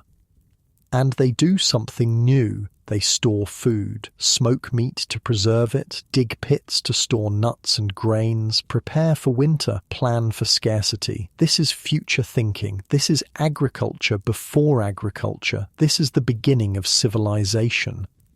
But the real revolution is happening elsewhere, in the Middle East, in the Fertile Crescent, where wild grains grow in abundance, where sheep and goats roam, where conditions are perfect for something extraordinary, something that will change humanity forever. A woman notices something. The wild wheat she harvests. The seeds fall, scatter, and next year new plants grow in the same place. Predictably, reliably, she thinks. What if she helped this process? What if she collected seeds, planted them intentionally, cared for them? Would they grow better, produce more? She tries it. Clears a patch of ground, scatters seeds, waters them, protects them from animals, waits. Weeks pass. Green shoots appear, grow tall, produce grain, more grain than wild plants, much more. Her experiment works. She has invented agriculture. This changes everything. Agriculture allows people to stay in one place. No more nomadic wandering, no more following herds. They can settle, build permanent homes, accumulate possessions, plan for the future, create surplus, and surplus changes society fundamentally. Within a few generations, the practice spreads. Groups across the Fertile Crescent adopt farming, plant wheat, barley, lentils, domesticate animals, goats, sheep, cattle, pigs. These animals provide meat, milk, leather, labour. They become partners in survival, extensions of human capability. Villages form, groups of families living together, 50 people, 100, more, larger than any hunter-gatherer band. This requires new social structures, new rules, new ways of organising. Leadership becomes formalised, elders make decisions, disputes are settled, order is maintained. But agriculture has costs. Farmers work harder than hunter-gatherers, longer hours, more physical labour, their diet is less diverse, more dependent on a few crops, their health suffers, tooth decay, malnutrition, diseases from living close to animals. Life becomes harder in some ways, but populations grow because farms produce more calories, support more people, and numbers matter. 10,000 years ago, the first towns appear, Jericho, Çatalhöyük, settlements of thousands, with walls, streets, houses, temples. These are complex societies, organised, hierarchical, specialised. Some people farm, others make tools, others build, others lead, others worship. Division of labour reaches new heights. Trade networks expand. Obsidian from Turkey reaches Egypt. Shells from the Red Sea reach Syria. Copper from Cyprus spreads across the region. Ideas travel with goods. Innovations spread. Knowledge accumulates. Culture becomes regional, then continental, then global. But conflict emerges too. With permanent settlements come possessions worth stealing, resources worth fighting over, territory worth defending. Warfare becomes organised, systematic, brutal. Walls are built not just to keep animals out, but to keep people out. Raiders, enemies, competitors. A young man trains with a spear. He is a warrior now, a specialist in violence. His village needs defenders, protectors, those willing to kill and risk death. He accepts this role, trains daily, prepares for battles that may never come, but might, probably will. Because humans are competitive, aggressive, willing to take what others have, and willing to die to protect what is theirs. But not all is dark. art flourishes, pottery appears, clay shaped into vessels, decorated with patterns, symbols, images. Each culture develops distinct styles, visual languages, identity expressed through craft, beauty created from earth and fire. Weaving develops, cloth made from plant fibers. From wool, garments more sophisticated than ever, not just functional, but beautiful, dyed, patterned, decorated. Fashion emerges, personal expression, status display, identity through appearance. Music becomes more complex. Instruments multiply, stringed instruments, percussion, wind instruments, orchestras form, harmony develops, rhythm becomes sophisticated. Music is no longer just for ritual, it is for joy, for entertainment, for expression, for life. Writing appears, first as simple marks, tallies, records, then as symbols, representing words, ideas, concepts. This is revolutionary. Knowledge can now be stored outside human memory, passed across generations without corruption, accumulated without limit. Writing is external memory, infinite, permanent, transformative. 5,000 years ago, the first civilizations emerge. Sumer, Egypt, the Indus Valley, China, cities of tens of thousands, hundreds of thousands, with governments, laws, armies, economies. These are nations, states, powers. Complexity has reached unprecedented levels. Kings rule, claimed to be chosen by gods, divine right, absolute power. They command armies, build monuments, wage wars, create laws. Their word is law, their will is enforced. This is hierarchy formalized, power concentrated, inequality institutionalized. But also order, stability, security. Large groups can only function with organization, with rules, with enforcement. Civilization requires structure, requires authority, requires hierarchy, for better and worse. This is the trade we make. Freedom for security, autonomy for order, equality for stability. Pyramids rise in Egypt, ziggurats in Mesopotamia, temples everywhere, massive constructions requiring thousands of workers, years of labor, enormous resources. Why? To honor gods, to glorify kings, to demonstrate power, to create permanence, to say we were here, we mattered, we built something that will last. Mathematics develops, needed for construction, for astronomy, for commerce. Numbers become abstract, capable of representing anything. This is cognitive revolution, the ability to manipulate symbols, to calculate, to predict, to model reality in the mind.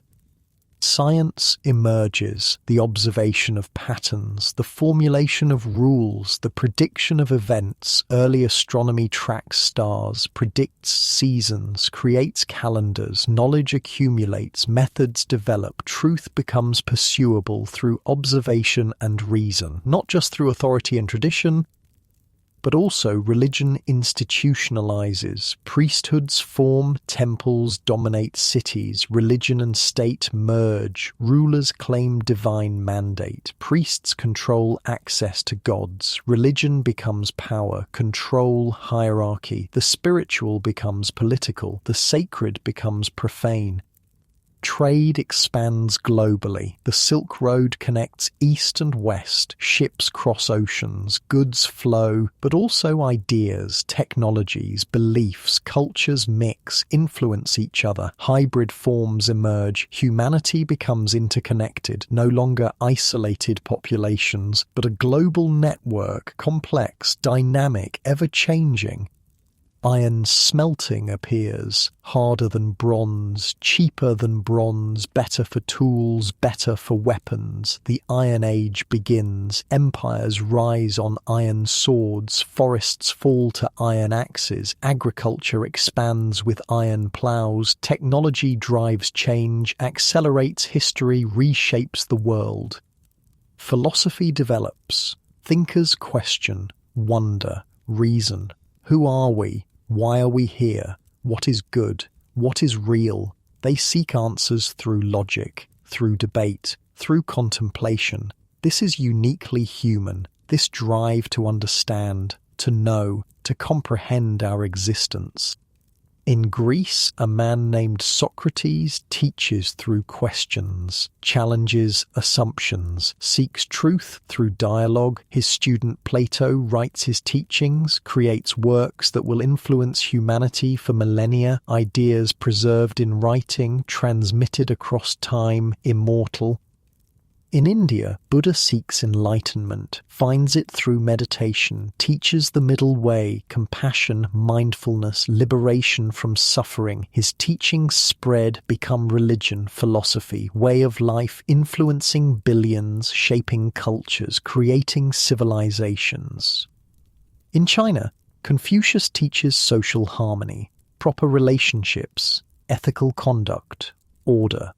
His philosophy becomes foundation of Chinese civilization, influences governance, education, culture for thousands of years to this day.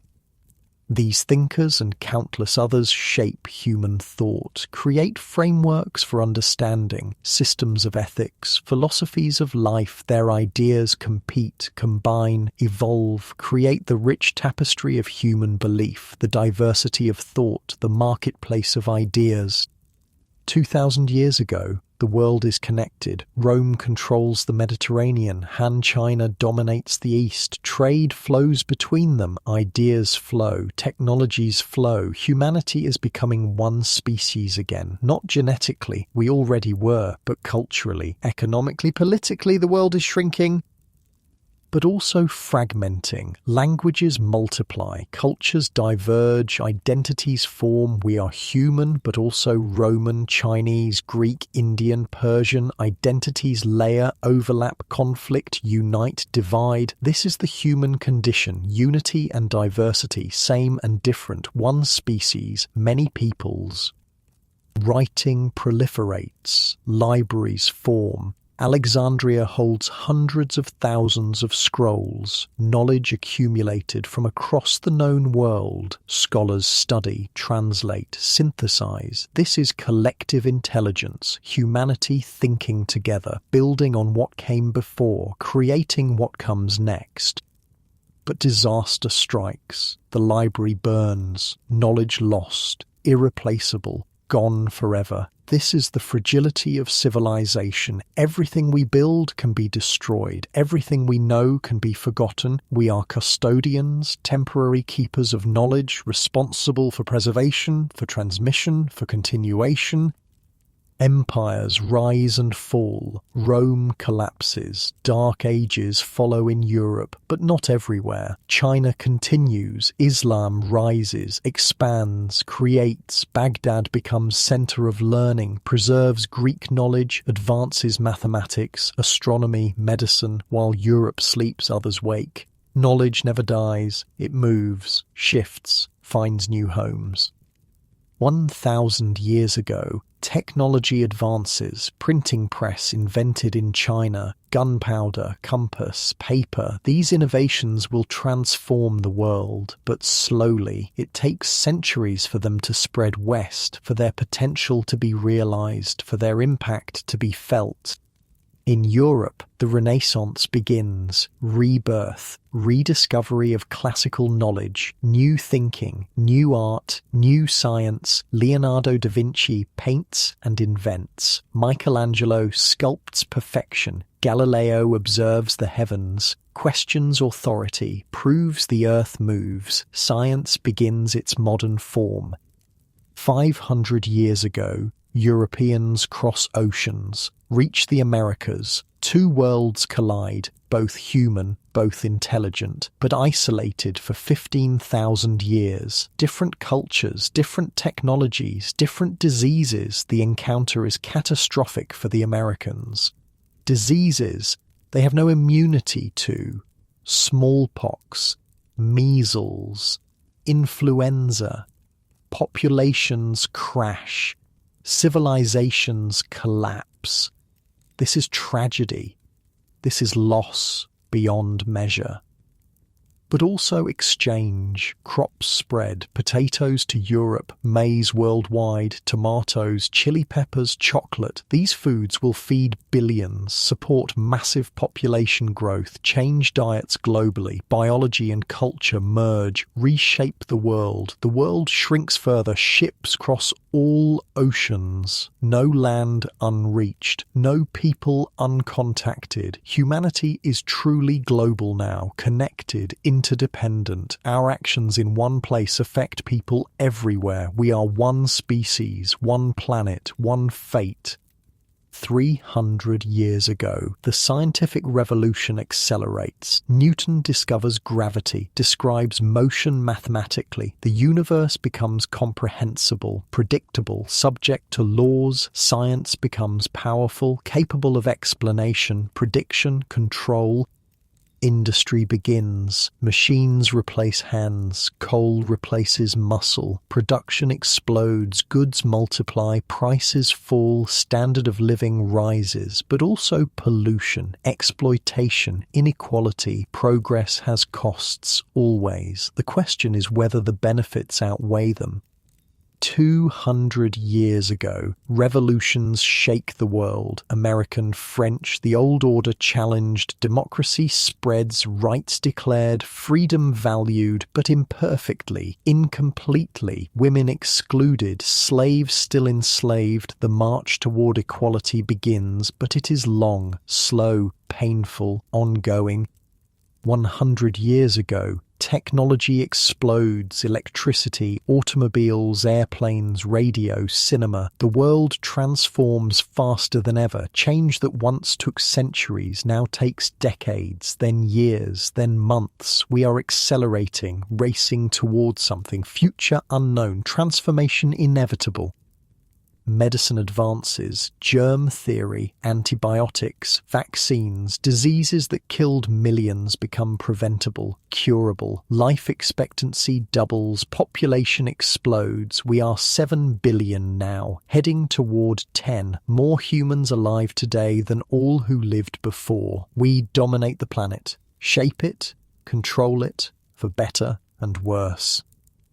War becomes industrial, mechanized, total. World wars kill tens of millions. Atomic weapons threaten extinction. We have the power to destroy ourselves now, completely, permanently. This is new. This is terrifying. This is the ultimate test. Can we control our own destructive power? Can we choose survival over victory, peace over war, future over present? And now, today, we stand at the edge of something new, something unprecedented. Artificial intelligence, genetic engineering, space exploration, technologies that could transform us, enhance us, replace us, or destroy us. We do not know, cannot know, can only choose, act, hope. We have come so far, from apes in trees to masters of the planet, from small clans to global civilization, from stone tools to space stations. The journey is astonishing, improbable, miraculous, but also fragile, uncertain, endangered. We face challenges our ancestors never imagined. Climate change, nuclear weapons, pandemics, artificial intelligence, resource depletion. The stakes are higher than ever, the margin for error smaller, the need for wisdom greater. But we are still here, still surviving, still innovating, still hoping, still dreaming, still becoming. We carry within us the legacy of millions of years, the courage of those who left the trees, the creativity of those who made fire, the compassion of those who buried their dead, the curiosity of those who painted caves, the ambition of those who built cities, the wisdom of those who created philosophy, the determination of those who never quit, who never surrendered, who never stopped reaching for more. This is who we are. This is what we are. Human, flawed but striving, mortal but meaningful, limited but transcendent. We are the universe become conscious of itself. We are the cosmos looking back at its own origin. We are matter that wonders about matter. We are the question and the answer. the problem and the solution, the darkness and the light. And our story continues, always continues, never ends, because we are restless, because we are curious, because we are human, and being human means never being satisfied, never being complete, never being finished, always reaching, always striving, always becoming. This is our nature, our blessing, our curse, our glory, our burden, our gift, and we carry it forward into the unknown, into the future, into possibility forever. Today, right now, at this very moment, 8 billion humans walk the earth, 8 billion stories, 8 billion dreams, 8 billion descendants of those brave apes who left the trees, who walked into the unknown, who dared to imagine something better. Look at us, we are everywhere. Every continent, every climate, from frozen Arctic to burning desert, from mountain peaks to ocean depths, we have adapted to everything, conquered everything, shaped everything. The planet bears our mark, our footprint, our legacy, for better and worse. And we are diverse. Gloriously, impossibly diverse. Skin colour ranges from darkest black to palest white, hair from straight to tightly coiled, eyes every shade, bodies every shape. We speak 7,000 languages, practice 10,000 religions, create 1 million cultures. We are one species, but infinite variations. This diversity is our strength. Each culture brings unique solutions, unique perspectives, unique innovations. The Inuit survive in conditions that would kill most humans. Desert peoples thrive where water is scarce. Mountain peoples breathe thin air. Coastal peoples master the sea. Each environment creates specialists. Each challenge creates experts. And when we share this knowledge, when we combine these innovations, we become unstoppable. But diversity also divides us. We create categories, us and them, familiar and foreign, same and different. These categories feel natural, instinctive, but they are constructions, inventions, choices. We could choose differently, see unity instead of division, similarity instead of difference, humanity instead of tribe.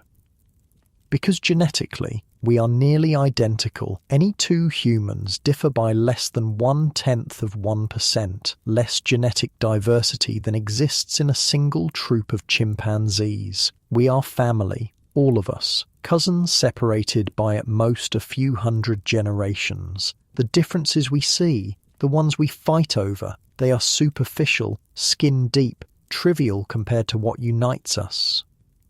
We all descended from the same small population, those survivors of the Toba eruption, those 10,000 individuals who refused to give up, who held on through the worst conditions, who emerged from the bottlenecks stronger, smarter, more cooperative. They are our ancestors, all of us. Every human alive today traces lineage to them. And before them, to the brave ones who left the dying forest, who walked into the grassland, who chose change over tradition, hope over fear. They are in our genes, in our bones, in our nature. Their courage lives in us, their curiosity drives us, their determination sustains us. Today, we face challenges they never imagined. The climate is changing, not from natural cycles this time, but from our own actions, our burning of fossil fuels, our clearing of forests, our release of greenhouse gases. We are warming the planet, melting ice caps, raising seas, changing weather, creating conditions that threaten billions. This is unprecedented. Never before has one species altered the global climate. Never before has one species held such power, such responsibility, such potential for destruction or salvation. We created this problem. We must solve it. We have no choice, because there is no one else, no higher authority, no cosmic parent to save us. Just us, 8 billion humans, trying to figure this out before it is too late. But we have tools our ancestors never dreamed of. Science that can measure carbon in the atmosphere, technology that can capture it, engineering that can reverse damage, knowledge that can inform action. We understand the problem. We know the solutions. The question is whether we have the will, the cooperation, the commitment to implement them. This requires something difficult: global cooperation, nations working together, setting aside differences, prioritizing species over tribe, long-term over short-term, future over present. This goes against our instincts, our evolved tendencies toward tribal loyalty, immediate gratification, competitive advantage, but we must overcome these instincts, evolve culturally faster than we evolved biologically, become something more than our nature, something better. And we can. We have before. We abolished slavery, most places, recognized universal human rights, mostly created international law, imperfectly. We are capable of moral progress, of expanding our circle of concern, of caring about people we will never meet, about generations not yet born, about the planet itself. This capacity for abstract compassion, this is uniquely human, uniquely powerful, uniquely important.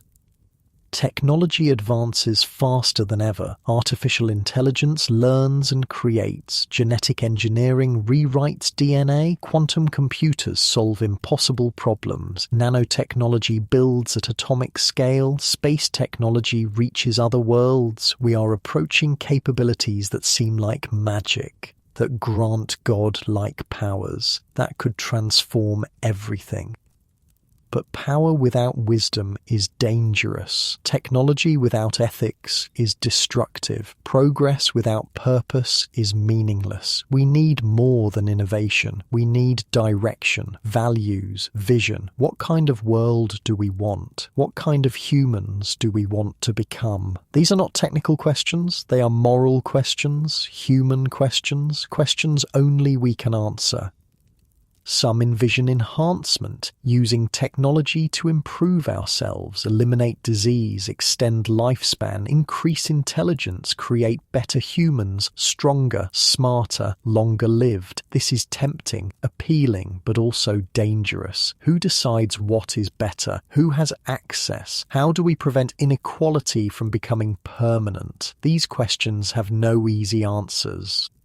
Others envision exploration, spreading to other planets, becoming multiplanetary, ensuring survival beyond Earth. This too is appealing. The universe is vast, full of resources, full of potential. Why stay confined to one planet? Why not become a spacefaring civilization? Our ancestors left Africa, left their comfort zone, explored the world. Why should we not explore the cosmos? But space is hard, hostile, deadly. Mars has no air, no water, no life. Making it habitable requires massive effort, enormous resources, generations of work, and Earth, our home, our only home, needs us here, needs our attention, our care, our commitment. We cannot abandon it, cannot leave its problems unsolved, cannot escape to space while billions suffer here.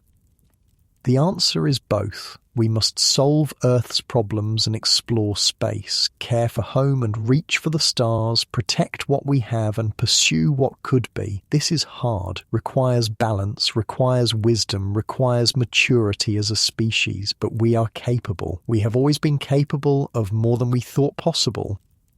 Look at medicine. We have eradicated smallpox, nearly eliminated polio, developed vaccines for dozens of diseases, created antibiotics that cure infections that once killed millions, performed surgeries that save lives daily, extended human lifespan by decades, reduced infant mortality to a fraction of what it was. This is progress, real, measurable, meaningful.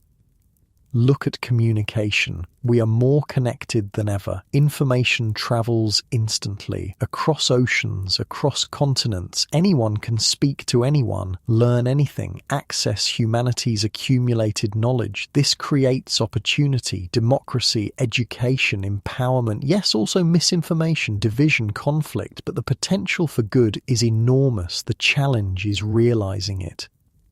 Look at poverty. Still too high, still unacceptable, but declining. Fewer people live in extreme poverty today than 50 years ago. Despite population growth, despite challenges, progress is real, slow, uneven, incomplete, but real. We are getting better at feeding people, housing people, educating people, caring for people. This matters. This is what being human means. But violence persists, war continues, conflict rages, nuclear weapons threaten, terrorism kills, hate divides. We have not solved these problems, have not overcome our worst instincts, still kill over resources, over ideology, over identity, over ancient grudges. This is shameful, tragic, unnecessary. We know better, we can do better, we must do better. Because the alternative is unthinkable. We have weapons that can destroy civilization, end humanity, make Earth uninhabitable. These weapons exist, cannot be uninvented, can only be controlled, restrained, never used. This requires trust, cooperation, commitment to peace, things in short supply, but essential, necessary, critical to survival. Yet there is hope. Always hope, because humans are adaptable, creative, resilient. We have survived ice ages, volcanic winters, plagues, famines, wars, every disaster imaginable, and we are still here, still growing, still thriving, still becoming. This resilience is our greatest strength, our ultimate advantage, our reason for optimism. Children are born every second, each one carrying potential, each one a new beginning, each one a chance to do better, to be better, to create better. They inherit our world, our problems, our knowledge, our dreams. What will they do with it? What will they become? We do not know, cannot know, can only provide, prepare, empower, then trust. Hope, believe.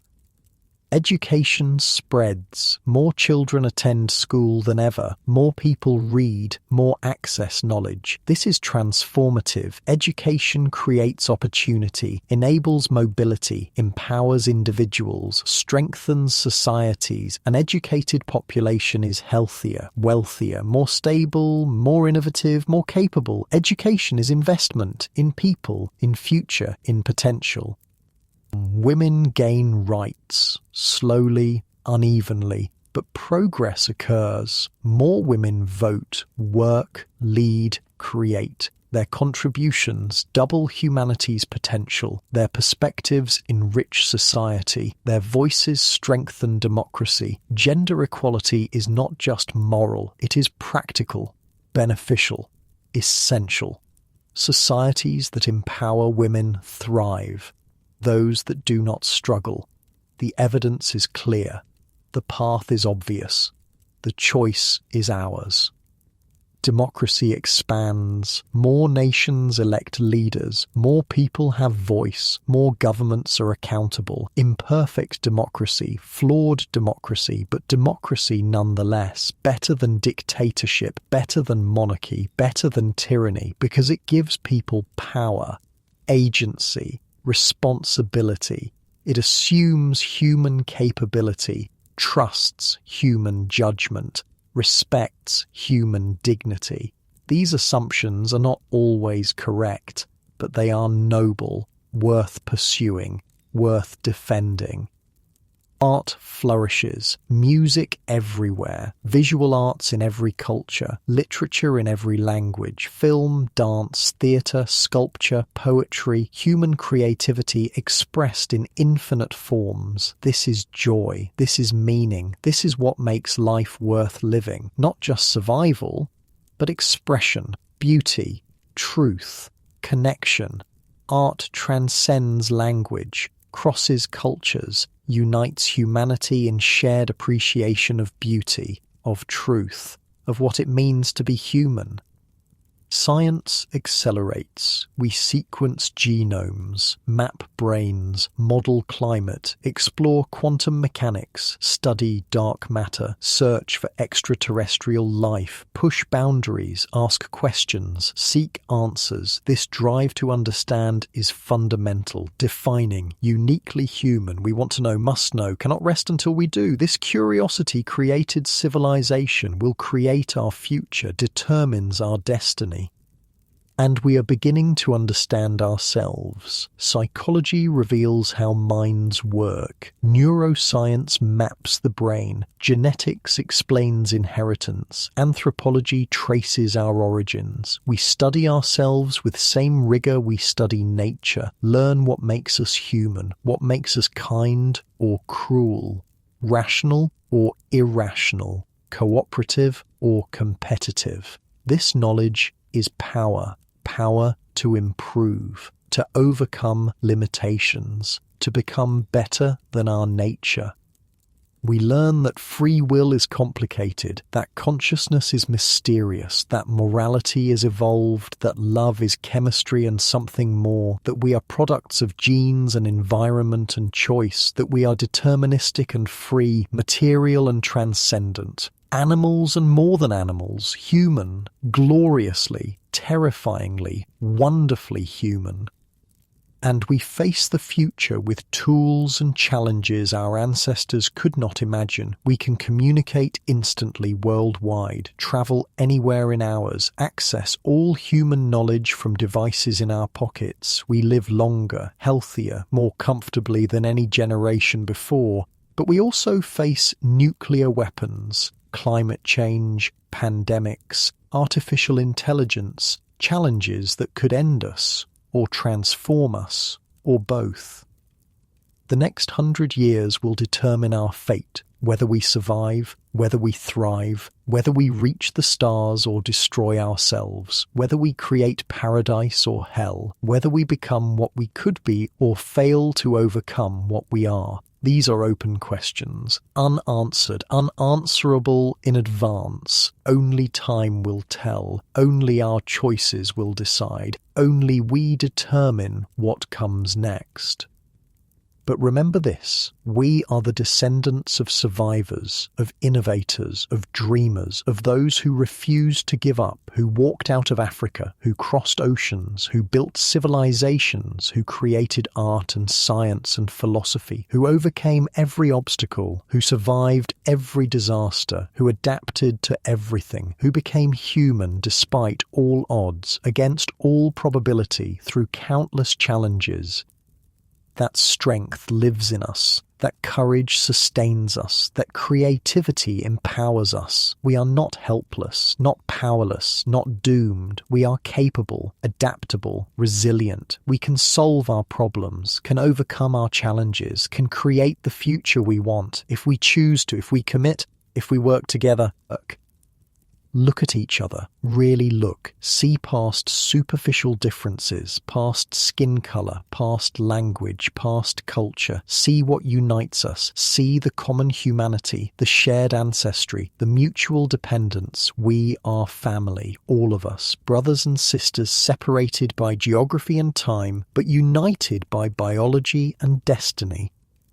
We face our challenges together or not at all. Climate change affects everyone. Nuclear war would kill everyone. Pandemic spreads everywhere. These are global problems requiring global solutions, requiring cooperation, requiring us to see beyond nation, beyond tribe, beyond self, to recognize we are one species, one planet, one chance. And we have everything we need, the knowledge to solve our problems, the resources to implement solutions, the technology to create change, the creativity to imagine better, the compassion to care, the courage to act, everything except certainty, except guarantee, except assurance of success. But our ancestors faced the same uncertainty, stood at the same crossroads, confronted the same choice between safety and possibility, fear and hope, past and future, and they chose. They left the trees, they walked into the grassland, they crossed oceans, they built cities, they created civilization, not knowing if they would succeed, not having guarantees, not certain of anything except that staying still meant death and moving forward meant possibility. We honor them by choosing the same, by walking forward, by facing challenges, by refusing to give up, by believing in possibility, by working for better, by creating the future instead of fearing it, by being worthy of our inheritance, by living up to our potential, by being fully, completely, courageously human. 8 billion humans, 8 billion chances, 8 billion opportunities, 8 billion voices in the great conversation of humanity. Each matters, each contributes, each carries the legacy forward, into tomorrow, into possibility, into the unknown future we create together. This is our moment, our time, our responsibility. We stand at the edge of something new, something unprecedented, something that could be wonderful or terrible or both. We do not know what comes next, cannot know, can only choose, act, hope, believe, work, create, become.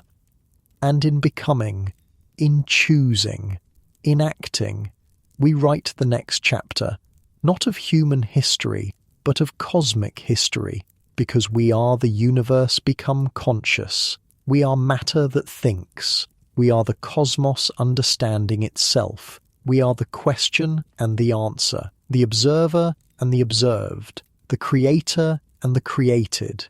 We are human, the first men, the origin of humanity, and the future of everything.